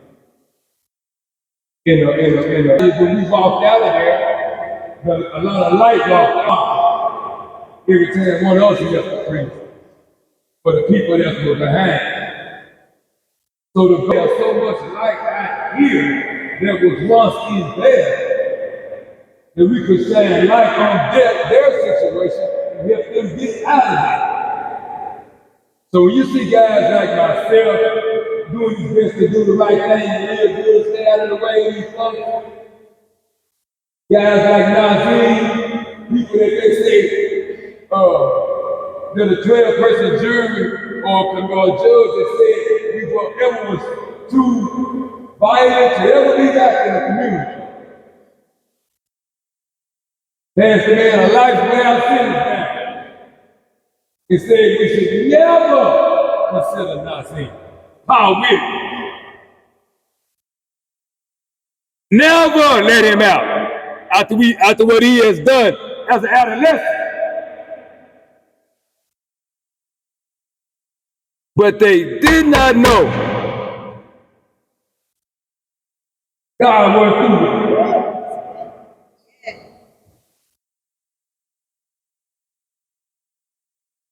Probably he been out now a minute. The same one that say should never be let out. What happened to him in that cocoon of a womb or a belly that's a beast? What happened in there? God went to work on us in there. So you couldn't see it out here, but he went to work on us. I've been out over 20-some years. I applied for a job, and the man said, do you have a criminal background? I said, you know what? I don't have no criminal background. From the age of adulthood to now, my record looks like Barack Obama's record. If you don't use my adolescent areas against me, I'll be going for $100,000 a year. It didn't matter nobody that. Indeed, I bring my own company. All they say, wait a minute, we are the same group of guys that they said we should never been let out. I don't know how many people out here across the street. I don't know how many folks activists out of these streets. I don't know how many little boys out of Section 8. I don't know how many grown men I gave jobs to. Otherwise, they wouldn't have them, gave new lifestyle, and trade to be contributed to this community. I don't even want to talk about Black Lives Matter down here. I don't even want to talk about it. What I want to talk about today is Mario Gates. Who I want to talk about today is Michael Eckbach. Who I want to talk about today is Alvin Davis. Who I want to talk about today is John Hill. All of these guys, they said the same thing about them, that they should never be let out. I can go pick you another 30 guys out in the street that had life without sentences, that are free, doing well, doing good, living life, they're children, they all got brain in their face, you understand? They all got kids, they're glad to be fathers, who have the opportunity to glad to be a granddad. This place is full of people that deserve a second chance. And this place is full of shit if you don't give it.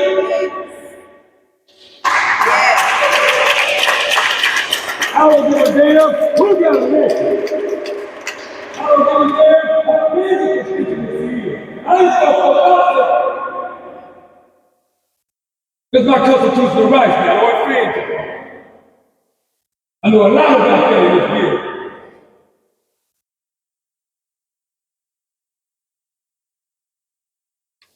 I'm not scared of now here. I ain't. I don't think too much you don't get no sleep. I still had a lot of kids over there, but they sleeping in my room. Won't be no sleep. I call this freeway here. I'll stop your money. I said every Walmart down in this state. I ain't gonna play with y'all money. Y'all gonna let our people go.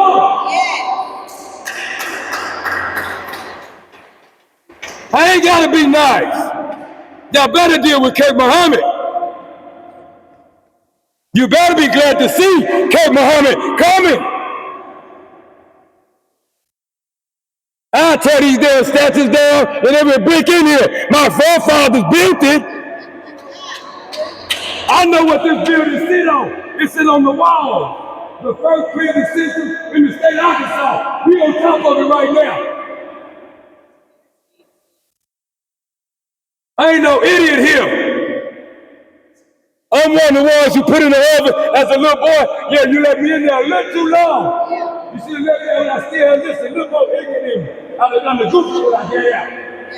No, you let me in there, you let me grow up a little too long. Still was shopping still in my dad, bro. In my dad, not easy.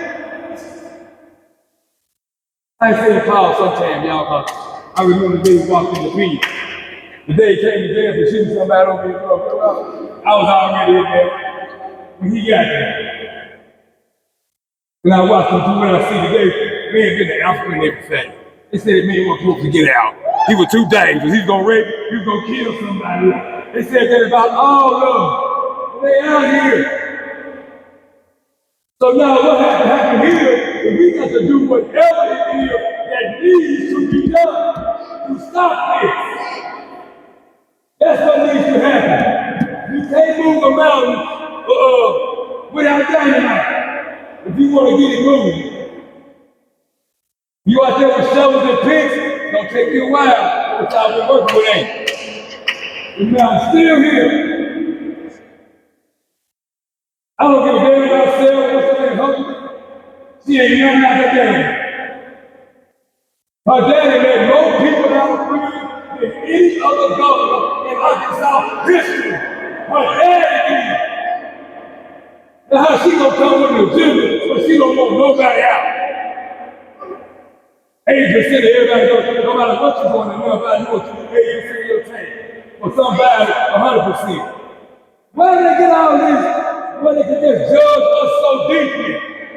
Like their hands ain't been dirty in this country. This country was started by people after penitentiary in Europe. They loaded them all up and still here. A bunch of criminals and people like the White House started the United States. The first colonies here. This is their second chance. And it ain't no secret, black folks don't just love crime. We just don't love going in and out of jail. Somebody to reduce our livelihoods down to an animal level. To where these kids are feeling like savages. Yeah, somebody is benefiting from this. I grew up in the same community. If we didn't need no guns to have a party. Where all these damn machine guns come from? Well, they made it in this neighborhood. All these old crazy drugs. Somebody real smart that put this together. This ain't even that. So we got some help here. It ain't no lie. Yeah, we making all this money as a group, but we still suffer from an identity and a gathering and a being together thing through slavery. How the hell we gonna make America great again? America ain't gonna be great about yet. So who the hell are you talking about, Trump? We need to make it great for his ass, because he is one of the now let me say this. What this community needs to do, everybody needs to go get some more folks and come back with their tennis shoes on and be prepared to teach these folks up at night. How do you think we got Elvis Walker out of the penitentiary? Out of the life without sentence? We hollered free Elvis Walker all night long around the state capitol, all day long over here. Until the man said, after a wild array of support, but damn, how you gonna leave a man down there and lifestyle? He in The man that killed the folks, you can make it out the penitentiary. You got a guy over this guy, and a guy in the penitentiary. It's a lot of money like that. So no, y'all ain't wrong for being here. My brother-in-law, Mario Daddy.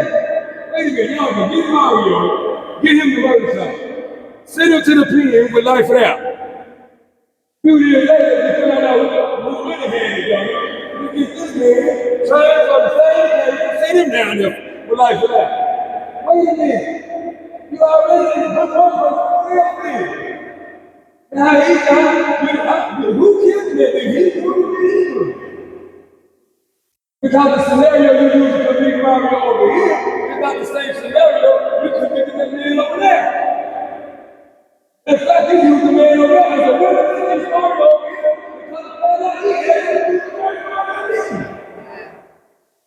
do. Now damn. So we got a situation here. They don't give a damn about the rules. They don't give a damn about what it's supposed to be or none of that. Anybody this day and age talking about building a penitentiary, spending $400 million to build a penitentiary system is a damn fool. It's a damn fool. When it don't cost, if you got 400-some million, I can take $1 million and get to every county, every state, and this shit. Right where it starts. In these neighborhoods, with plenty food, plenty resources, plenty bills to put, plenty used housing back and forth to work, plenty job training. Look at what they talk about. Minister Mosey. They have no intentions of doing right by these prisoners. So we don't need to have no intentions of just sitting around talking about this. It's the thing that put somebody there, who that is, and get out put in their ass. And when y'all get to do that, call me back. My phone went.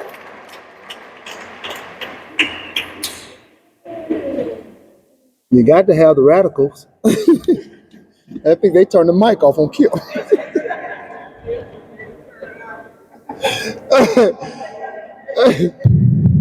They turned it back on. But on the for real, Malcolm X, by any means necessary, gotta have those. And like I think it was Endangered Species. Kip got him a bullhorn. 15, 20 people to go. And he kept some folks up all night. He's telling the truth. What I'm not telling you, when I talk about agitation, my method is a little bit different, right? But you have to agitate the situation.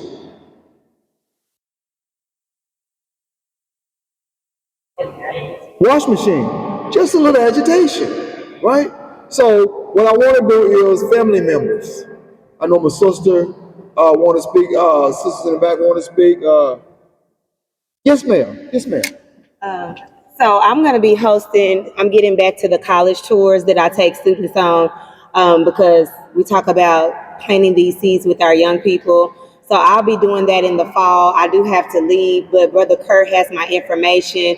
If you're interested, please get with him. I take students on HBCUs, that's historically Black colleges and universities, and I take them on the tours. And how Brother Kurt helped me is that he and some other brothers funded some of the children who could not afford to go. So we don't turn anybody away. So everybody that wants to go, people always help me for whatever reason. God bless me to be an influence, they help. So don't ever let that stop you or your young people that you know. So please get with him about that, and I'll be doing that coming up in the fall again. We've been to Grambling, we've been to Jackson State, we've been to Fisk, we've been to TSU. Where else? We've been Xavier, Dillard. Man, we've been to quite a few places, and the children always have a good time. So y'all get with them and let him know if you have children, or just spread the word. We'll start back in the fall. So my sister, you wanted something you got to say? most definitely come on up, and then we're gonna let Nazay come up, and then we're gonna let Chester come up, and then we're gonna get out of here, y'all. No, after Sister Taisha come up. Hello, everyone. My name is Golda. I traveled from Shreveport, Louisiana, and I am fighting for, my mouth is big too, so I don't need it. Darius Green. He's been gone 17 and a half years. When the crime happened, and it was young children. You can be in a situation or hang with the wrong people that can cost you your life, and that's kind of what happened. Defending himself, shot someone, never thought the person would die in the leg to try to keep them from killing him, and it just happened like that. Ladarius I've been fighting with the unit that he's at to try to get him out of Max. He's been locked up for 30 days they've investigated. I've had captains, lieutenants investigated. He had nothing to do with situations, but yet the warden wanted him locked up, and that's what happened until I called the governor's office. I called constituent services. I called mayor's office. I don't stop. Even if I got to do it by myself, I don't stop. And y'all don't stop fighting for your loved ones. His PE date is passed, and they still have him locked. They locked him up again once I got him freed. And I'm not going to stop. I was asked by someone at the governor's office, if we get you a meeting with the warden who hasn't called me back in 6 months, will you stop making phone calls? Will you stop bothering people? No, I'm his voice. And I'm going to continue to be his voice. Y'all going to hear me. And when boots need to be on the ground, I'll drive again 4 hours. I don't care. Because not just him that matters, so many young people, so many stories. I have him send me stories from other inmates when he writes me, and this is ridiculous. The things that these young people are locked up for, and then how they're intimidated by the people who are supposed to help them, by the wardens. They abuse their authority. It's baffling to me how unethical they can be, and when reported, nothing is done because what? They're criminals, they're still humans. They're not animals, they're caged for months at a time. They haven't seen the light of day in 6 months. They go 3 and 4 weeks without showers. This is ridiculous. And it needs to stop. But I was talking with some of the people, Miss Taisha, it takes us as a unity. We can't sit on our couch and talk about what's wrong. You have to get out and be proactive. You got to let your face see. So what you did in the past, or if you have a past, get out and fight for your loved ones. Because I'm going to continue to fight for Ladarius Bernard Green. I came here today to fight for him. I'm going to fight on the phone. If I have to go to their offices when I leave here, let him go from the max unit. His PE date was 4/4. You want to keep him locked up for another year? In max for nothing? No, I won't stop. So you guys don't stop fighting for your loved ones. Thank you for listening.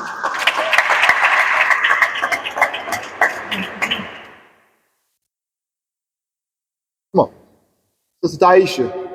What Sister Taisha does is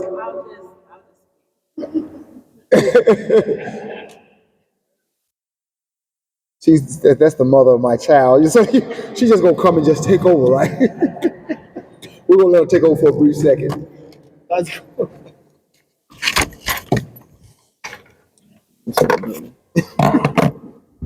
Well, it looks like I'm just speaking to the core group, the women that Kurt Muhammad loves the most. He talks about y'all all the time. I'm not.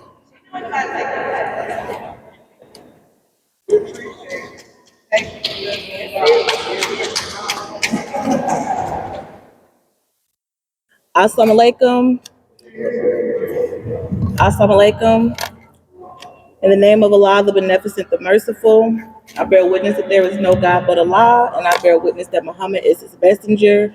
What Assalamu alaikum means, it means peace be unto you. And Allah is an Arabic word for God, which was our original language, which was stolen from us, taken from us when they brought us over here. My name is Taisha Muhammad. I'm a member of the Nation of Islam, and we believe, one second.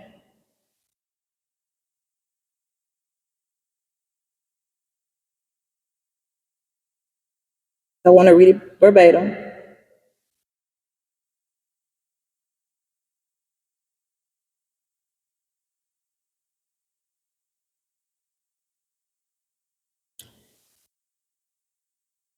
And we believe that Allah God appeared in the person of Master W. Fard Muhammad, July 1930, the long-awaited Messiah of the Christians and the Mahdi of the Muslims. We believe furthermore and lastly that Allah is God and besides him there is no God, and he will bring about a universal government of peace wherein we can all live in peace together. He will. So in the Holy Bible it says, and this is God talking to Abraham, know of a surety that thy seed shall be a stranger in a land that is not theirs, and shall serve them, and they shall afflict them for 400 years. And also that nation whom they shall serve will I judge, and afterwards shall they come out with great sustenance.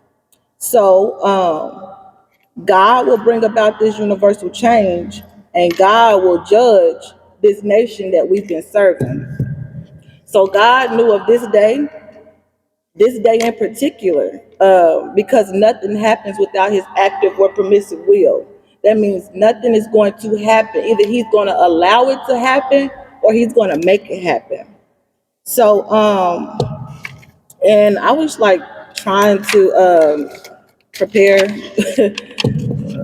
I was really inspired to get up here as I was listening, and I was trying to prepare in my seat for what I'm saying. So just bear with me, and I will only be up here like 2 or 3 more minutes. Brother Kurt said earlier, quote, "We're here hoping to get a blessing from the legislator. Why?" Quote, I wrote it exactly. Our blessings come from Allah. Our blessings come from God. And I was at a prison reform gala last year, and people got up and shared stories, testimonies of being sentenced to life in prison, being sentenced to these long periods of time.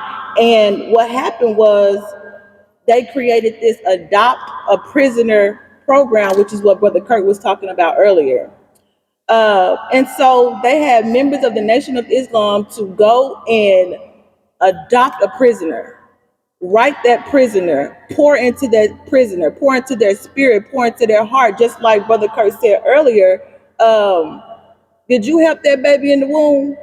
Did you tell that baby to turn? Did you tell that baby to grow its liver? Did you tell that baby to grow its eyes, grow its limb? No, God did that.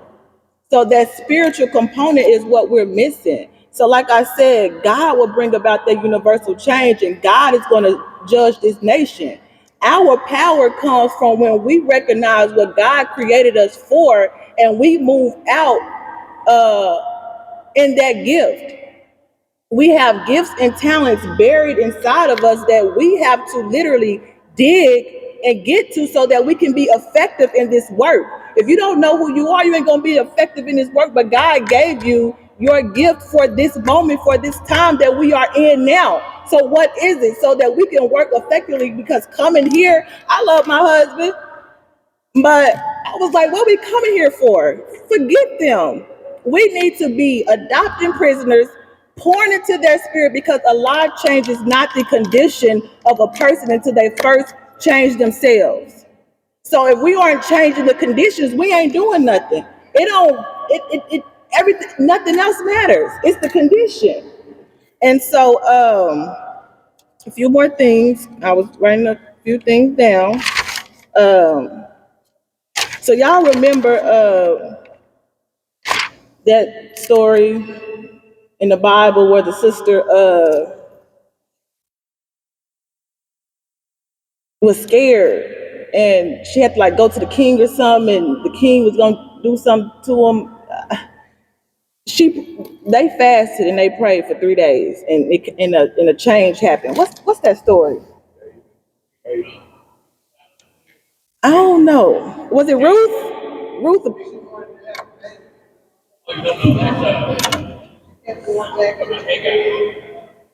There's a lot of stories about it, right? The point is, it's that spiritual that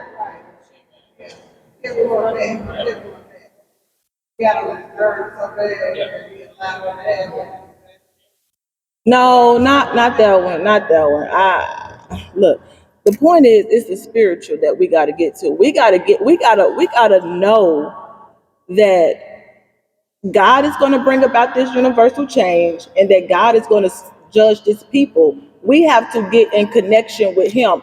Are we, if we, are we living the life that we need to be living to get the blessings that we're asking God for? And so it's just all back to that spiritual connection with God, because the only reality is God. The only power is God. We think these people got the power, but no, God is trying to do something. He's trying to bring us back to Him. So until we come back to Him, we can come here, we can do whatever we're gonna do. But until that happens, nothing's gonna happen, because God is the only reality. He has a plan. He had a plan when He put us in slavery for 400 years. God did that. So just with that, I just wanted to, remind us that inside of us, we have gifts and talents buried within us that we need to figure out, so that we can effectively do what we need to do to get our people out. We need to adopt a prisoner. We need to pour into that prisoner, and help to change the conditions of their lives. We don't have to come here. We don't have to, like the brother said, we need to pull our resources. We got them. We got them right here. Everybody give $100 today. We can go get the paper, the ink, and whatever, and put that material inside the institutions that will help to change their condition, help to change their mind. Not, I know that they got their degrees in there and they learned some law and learned some math, but it's that spiritual component that we're missing. And so I'm gonna just be quiet from there and just say, all praise be to Allah.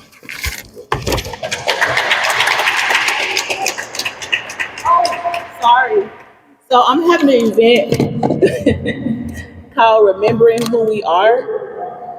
It's actually a weekend event. It's July 7th through the 9th. And so yeah, just I'm gonna have Brother Kurt post it all on his page. So just try to come out and support. Thank you.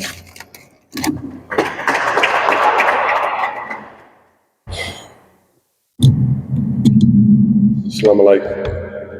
That means peace be unto you.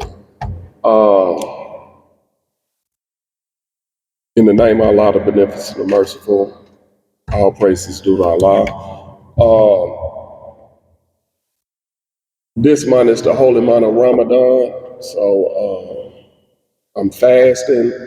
But Brother Kurt asked me to come up here, so I, drove up from Jonesboro early, support the brother in his efforts, but support our efforts. Most of you all in the room know me, but for those who don't, Kip introduced me earlier today. My name is Kaleem Nazim. When I was 17 years old, I was convicted of a charge and given a life without parole sentence. Ultimately, I served 28 years and 11 months on that sentence. I was released 5 years ago. And since my release, I've been kind of advocating for the fair sentence of youth and also, fair treatment of guys who are incarcerated.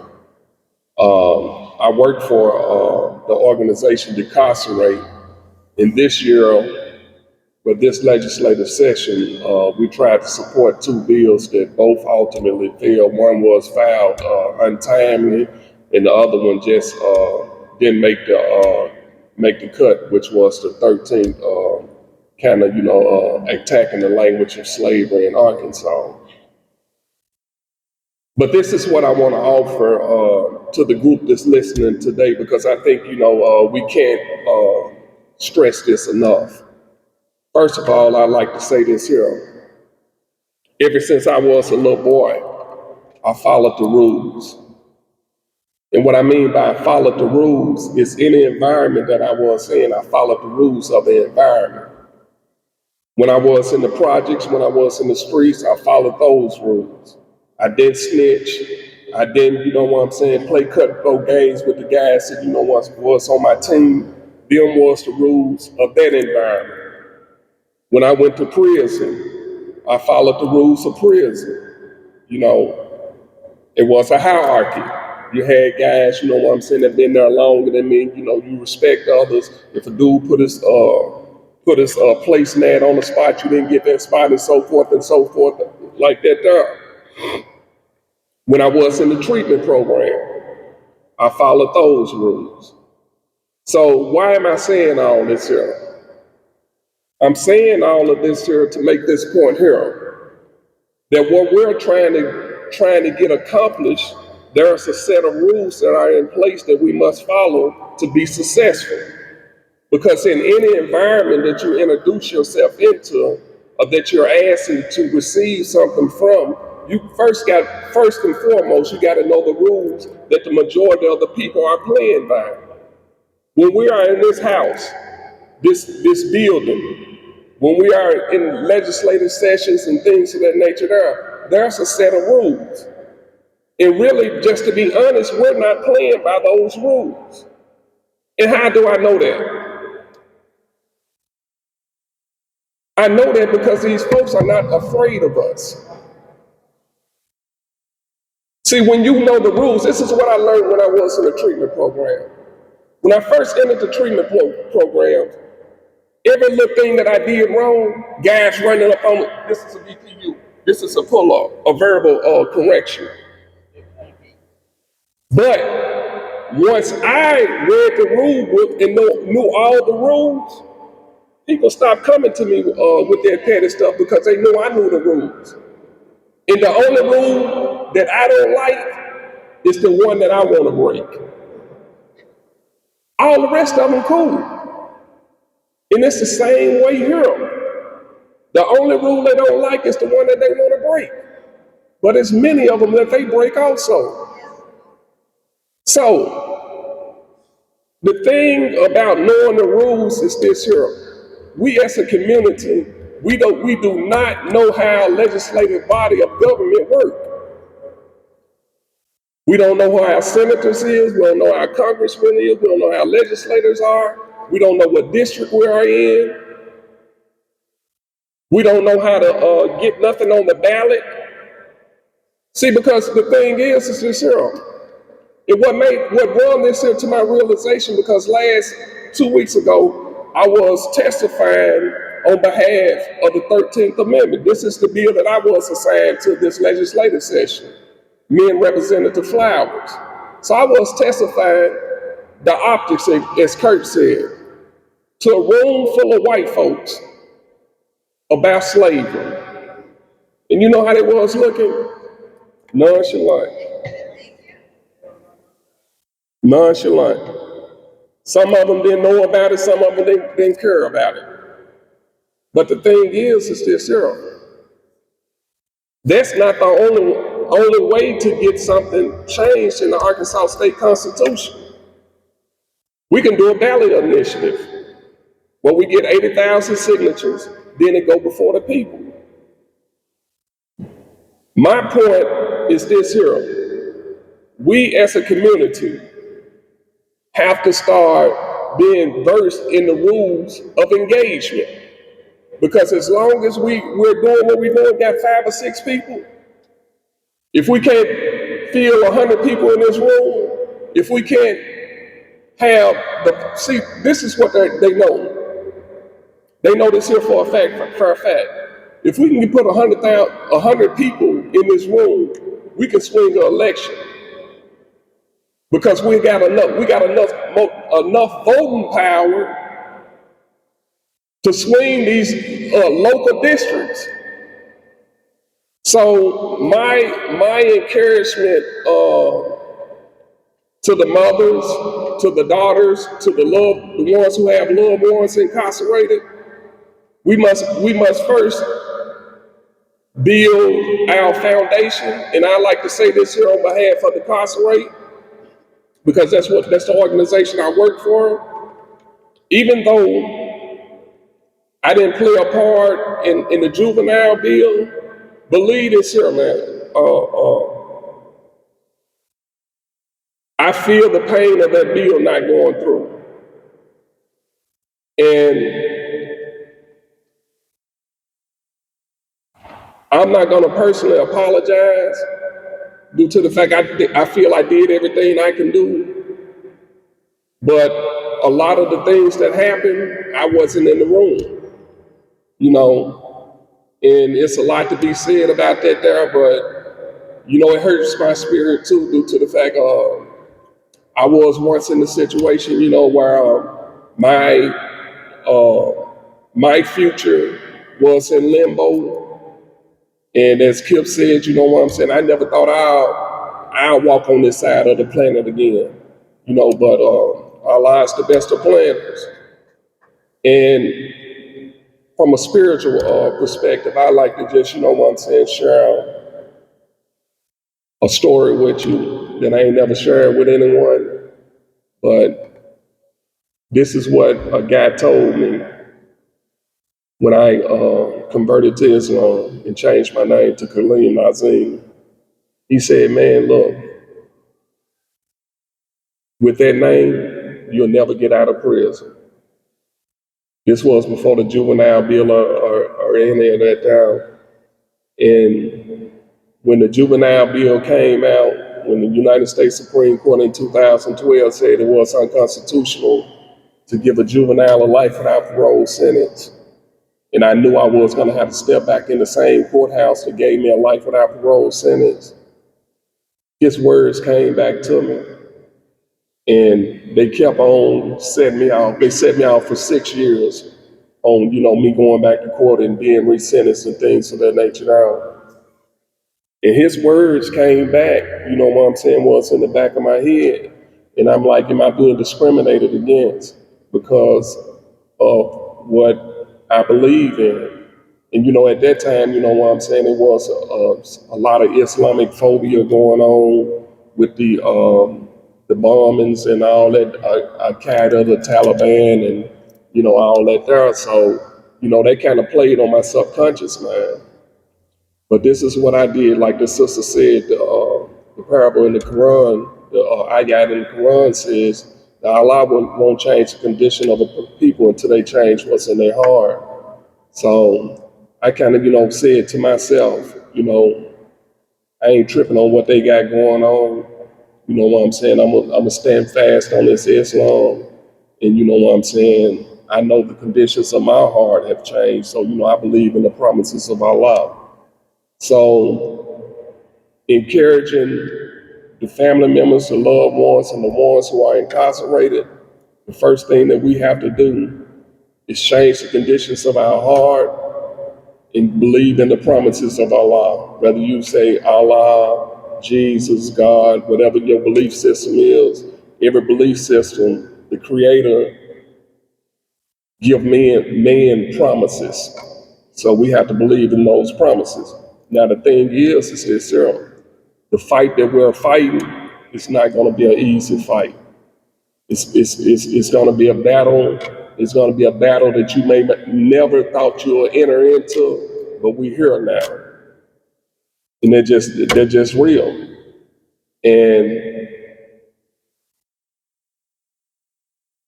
the reason why we don't see a lot of people here is because a lot of people ain't strong enough to do this work. You know, people say they love their families, they have loved ones, they love them. Love ain't enough. Simple as that. Love ain't enough, it's work. Because it's work in this here. That just like this morning when I got up, it's like I got to drive 2 hours. I didn't have to drive 2 hours, but I chose to drive 2 hours. And every time that brother called on me, I'm going to be here. If it's in my power to be here. If any one of you call on me, I'm going to try to be there. Due to the fact, I didn't make not one dude a promise when I left prison. I didn't say I'm going to put some money on your books, I'm going to take care of you, I'm going to watch out for you and all that shit down. Excuse my language. I didn't do that. Due to the fact there's many of brothers that I love and that I give my life for. And this is part of that love. So I can't take care of one brother and not take care of another brother. So I try to take care of all brothers with the work that I do. So I don't need no brothers ringing me talking about, man, I need some money on my books and all that there because I got a family. You know what I'm saying?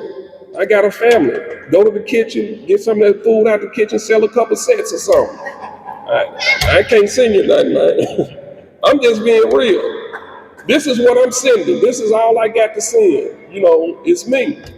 You know what I'm saying? I speak on your behalf. I let others understand, you know what I'm saying, the condition you in, and I fight for you, man. And I think that's the best work I can share with you. That's for the brothers, that's for the families and everything. But believe you me, I'm fighting on behalf of the brothers I left behind. And it's just simple as that. So I'm gonna end with that there. I appreciate you all. Let me share this space with you all and allow me to share. Thank you. Assalamu alaikum.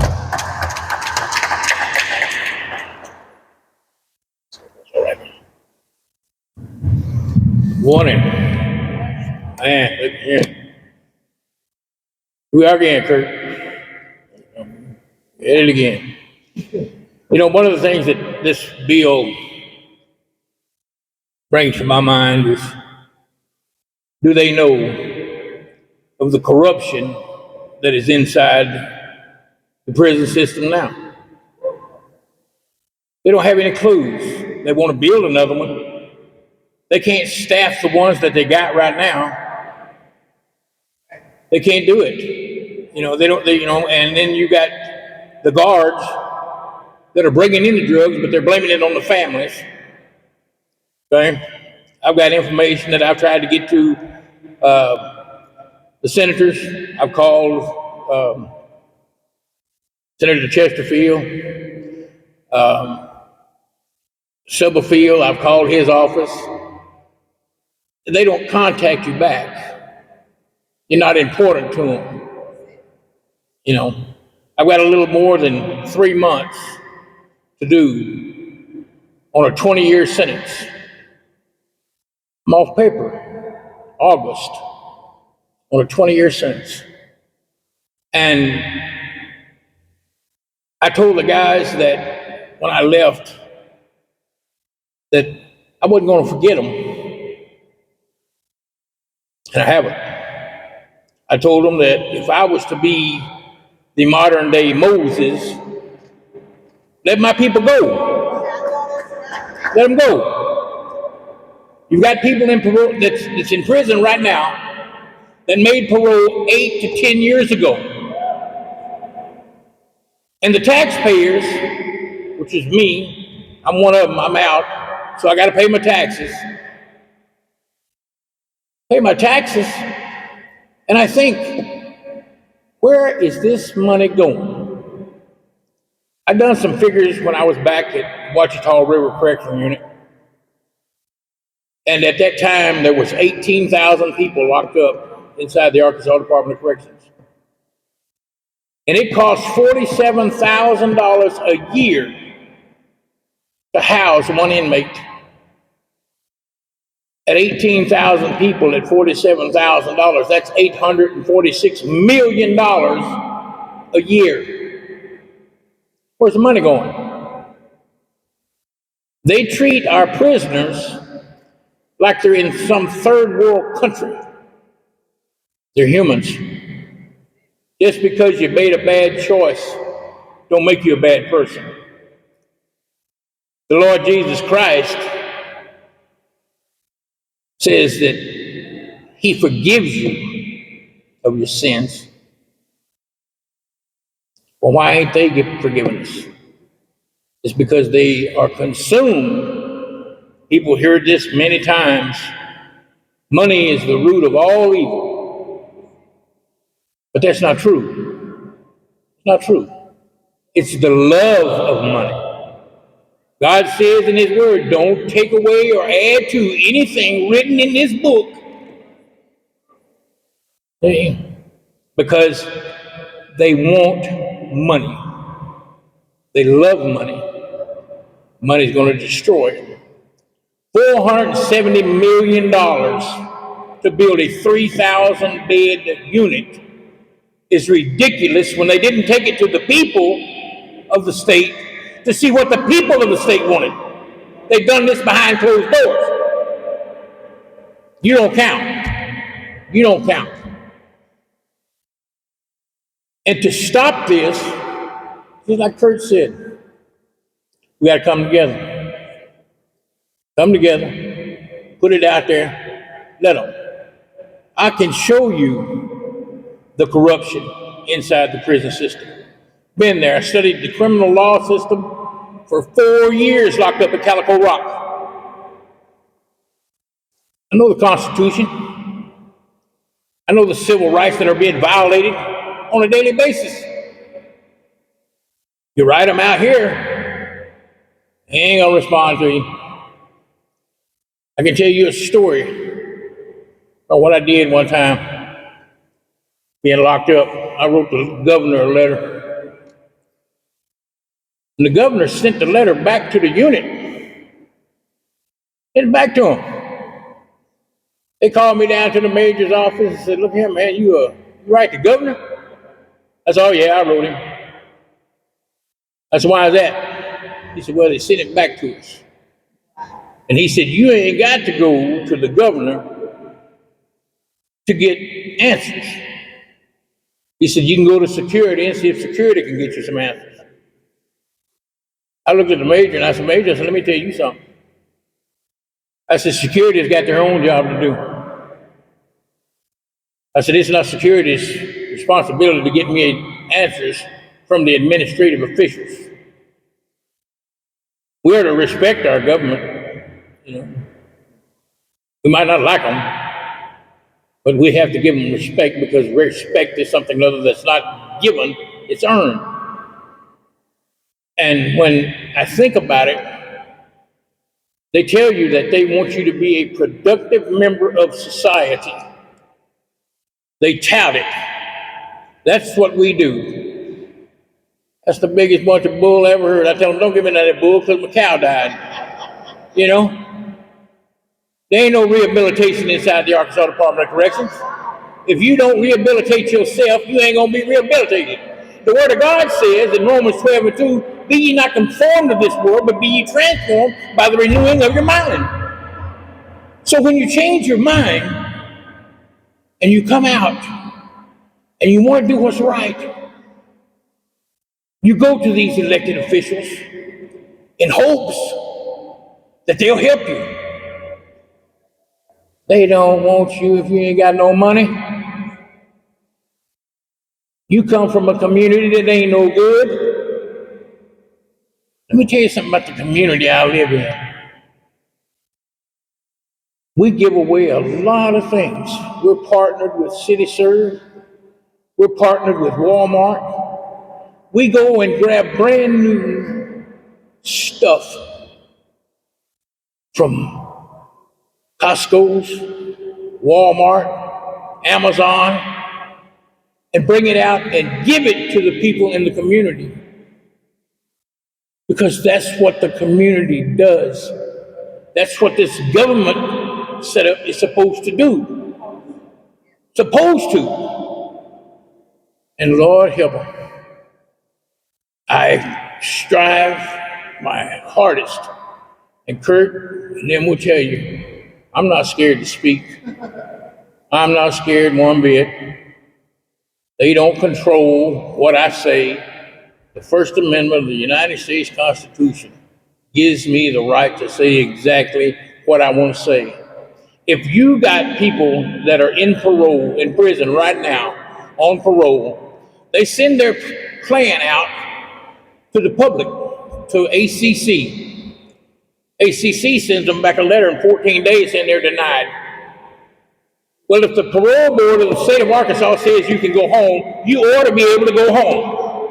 Period.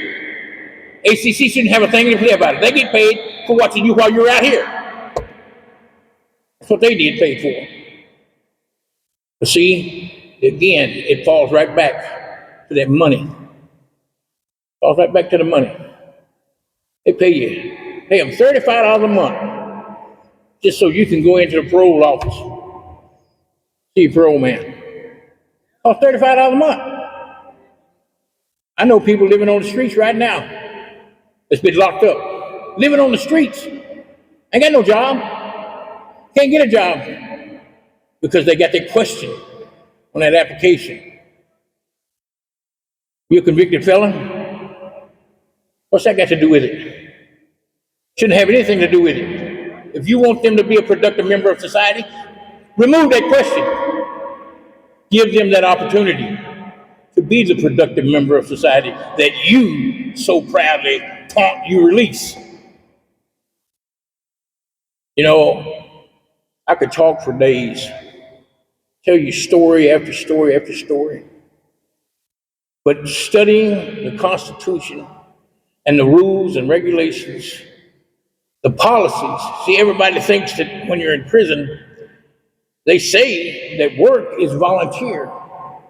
All work is volunteer. You don't go to work. Watch how fast they lock you up in the hole. I've been there, done that. Been there and done it. But when you make them comply with the policies that they set in place, you can make a change. I did. Got 2 of them fired. Got 1 of them suspended without pay. And the first thing the dude said that I got suspended without pay, when he come back to me, he looked at me, he said, "Vaughn, God bless you. Stop allowing those people to determine what God has instilled in you. You cannot allow that to happen. I can't. For the life of me, I will not. I trust in the Lord Jesus Christ, and I trust in people, my friends. They're not going to let me down. They're not. When you see people coming together, just like we said, if we could get 100 people set up in this room, they'll take notice what's going on. I had a buddy of mine die at the age of 24 years old. He didn't have nobody incarcerated in prison. He didn't have no reason in the world to fight for this battle, but he did. I kept him alive with CPR until the paramedics and them got there. The dispatching man told me at 911, he said, "Mr. Bond," he said, "you done a real good job." They took him to the hospital, worked on him for about 5 hours, and he passed away. They couldn't save him. Broke my heart.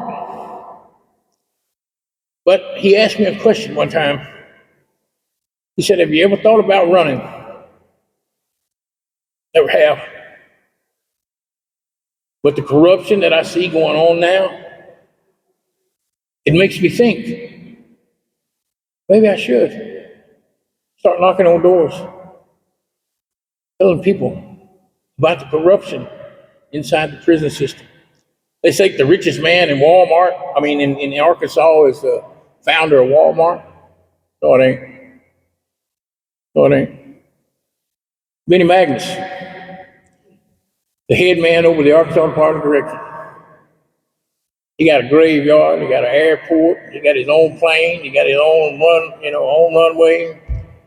I mean, and they make deals with prisoners when they get in there. Got a buddy of mine that got killed right after he got out of prison. And where he got killed in, the county that he was killed in, same county that Benny Magnus lived in. Think of that. Think of that. And you go through things, I go through life and I look, and I've had lawyers call me and I've had people tell me, "Man, you think about this stuff." And I do. I think about it a lot. I want what's right for everybody. I want freedom, I want justice. Let them people go that's already made parole. You won't have to build a prison system if you do that. If you give the people the good time that they say you earn while you're in there, they tell you in the handbook, they tell you class 1 inmate gets 30 for 30. Well, that's 2 for 1. They tell you a class 2 inmate gets 20 for 30. A class 3 inmate gets 10 for 30. Class 4 inmate don't get no good time. So if they give that good time, like they're supposed to, the prison system in the state of Arkansas wouldn't be overcrowded. They wouldn't have to spend $470 billion to try to build another prison, $3,000 bed. No. They're building that new prison in hopes of indoctrinating our young kids, showing them this is what you got to do. Throw them out there in the streets, give them the drugs, just like Kip said. We see it all the time. But can you get these officials to come see you eyeball to eyeball? No. My daddy always told me when I was a little kid, he looked at me, he's a rust up. He said, I'm going to tell you something, son. Don't you tell me, Daddy. He said, when you get eyeball to eyeball with a man, you'll know where he's coming from.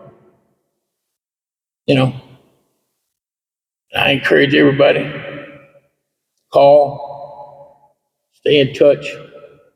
Let's fight these folks because what they're doing is wrong. And it'll come out. People don't like the truth. Why? Because the truth shines the light on the darkness that goes on in their lives. That's facts. And the truth is, our new governor is being misled, bought. What Kip said was right. 1996, my brother and my nephew both worked at the Arkansas Department of Corrections. David White, one of the best wardens you ever had. He's raised in the prison system. He knew it. He was raised there. He helped a lot of people. He helped me. He gave me the opportunity to show, just like following the rules, just like you said, following the rules. My first 3.5 years locked up, I went to the parole board. Everybody tell me, oh man, they're gonna give you a year denial. You're gonna get a year denial. I look at them and say, you ain't gonna speak that on me. I'm going home. I went in front of the chairman of the parole board, John Fouts, in front of him. They asked me, got any questions for me? Yeah. I said, you gonna let me go home? He said, how many disciplinaries you had? I said, I ain't had any. He said, do what? I said, I had no disciplinaries. He told the lady, go look at that. So he went and looked at it, come back. Sure enough, found out I didn't have any. He said, Mr. Bond, got any questions for me? I said, yeah. You gonna let me go home? He said to me, you'll know in 10 days. 10 days later, I got my papers. I walked out. And I told him, I'm not gonna forget you guys. And I'm not. And I want to thank all of you for being here today. Kurt, I call him from time to time, phone. Like I say, all of us have got things to do. Sometimes I'm busier than the three-legged cat in the cat litter box, but I'm still going. And I want to thank y'all for being here. Thank you, Kurt, for having me speak. And I hope that you look around and see how many of these public officials did you see come out here and sit down and listen to us? You hear none of them, did you? Didn't see none of them. Seen a few of them walking by. When I went over there and asked that one dude what his name was, he took off. He didn't want, he didn't want to be associated with it. But this is real. This is all real. And we're not going to give up. We're not going to give up. Again, I want to thank y'all.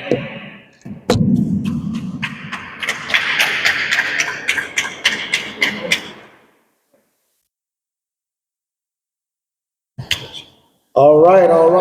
Let me thank everybody for coming, especially my core team, man.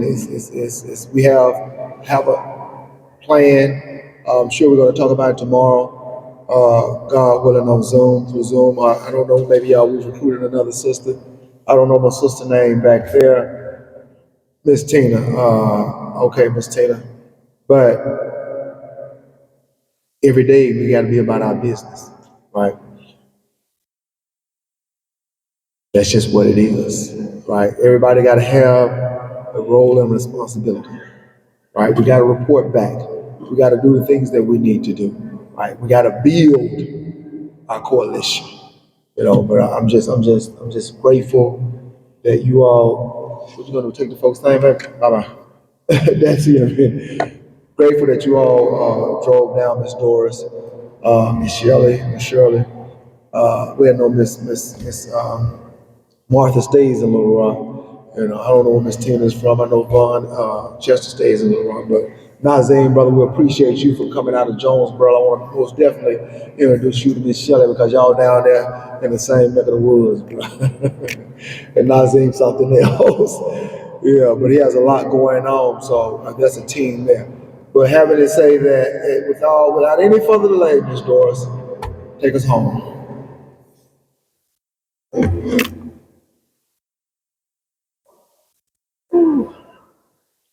Father God, we'd like to say thank you. Thank you for this opportunity. Thank you for the fellowship. Thank you for those who attended and those who were not able to attend. I pray that we will all make it back home safely. And until we meet again, grace and mercy. In Jesus' name I pray. All right, family. Nazim, come meet Miss Shelley.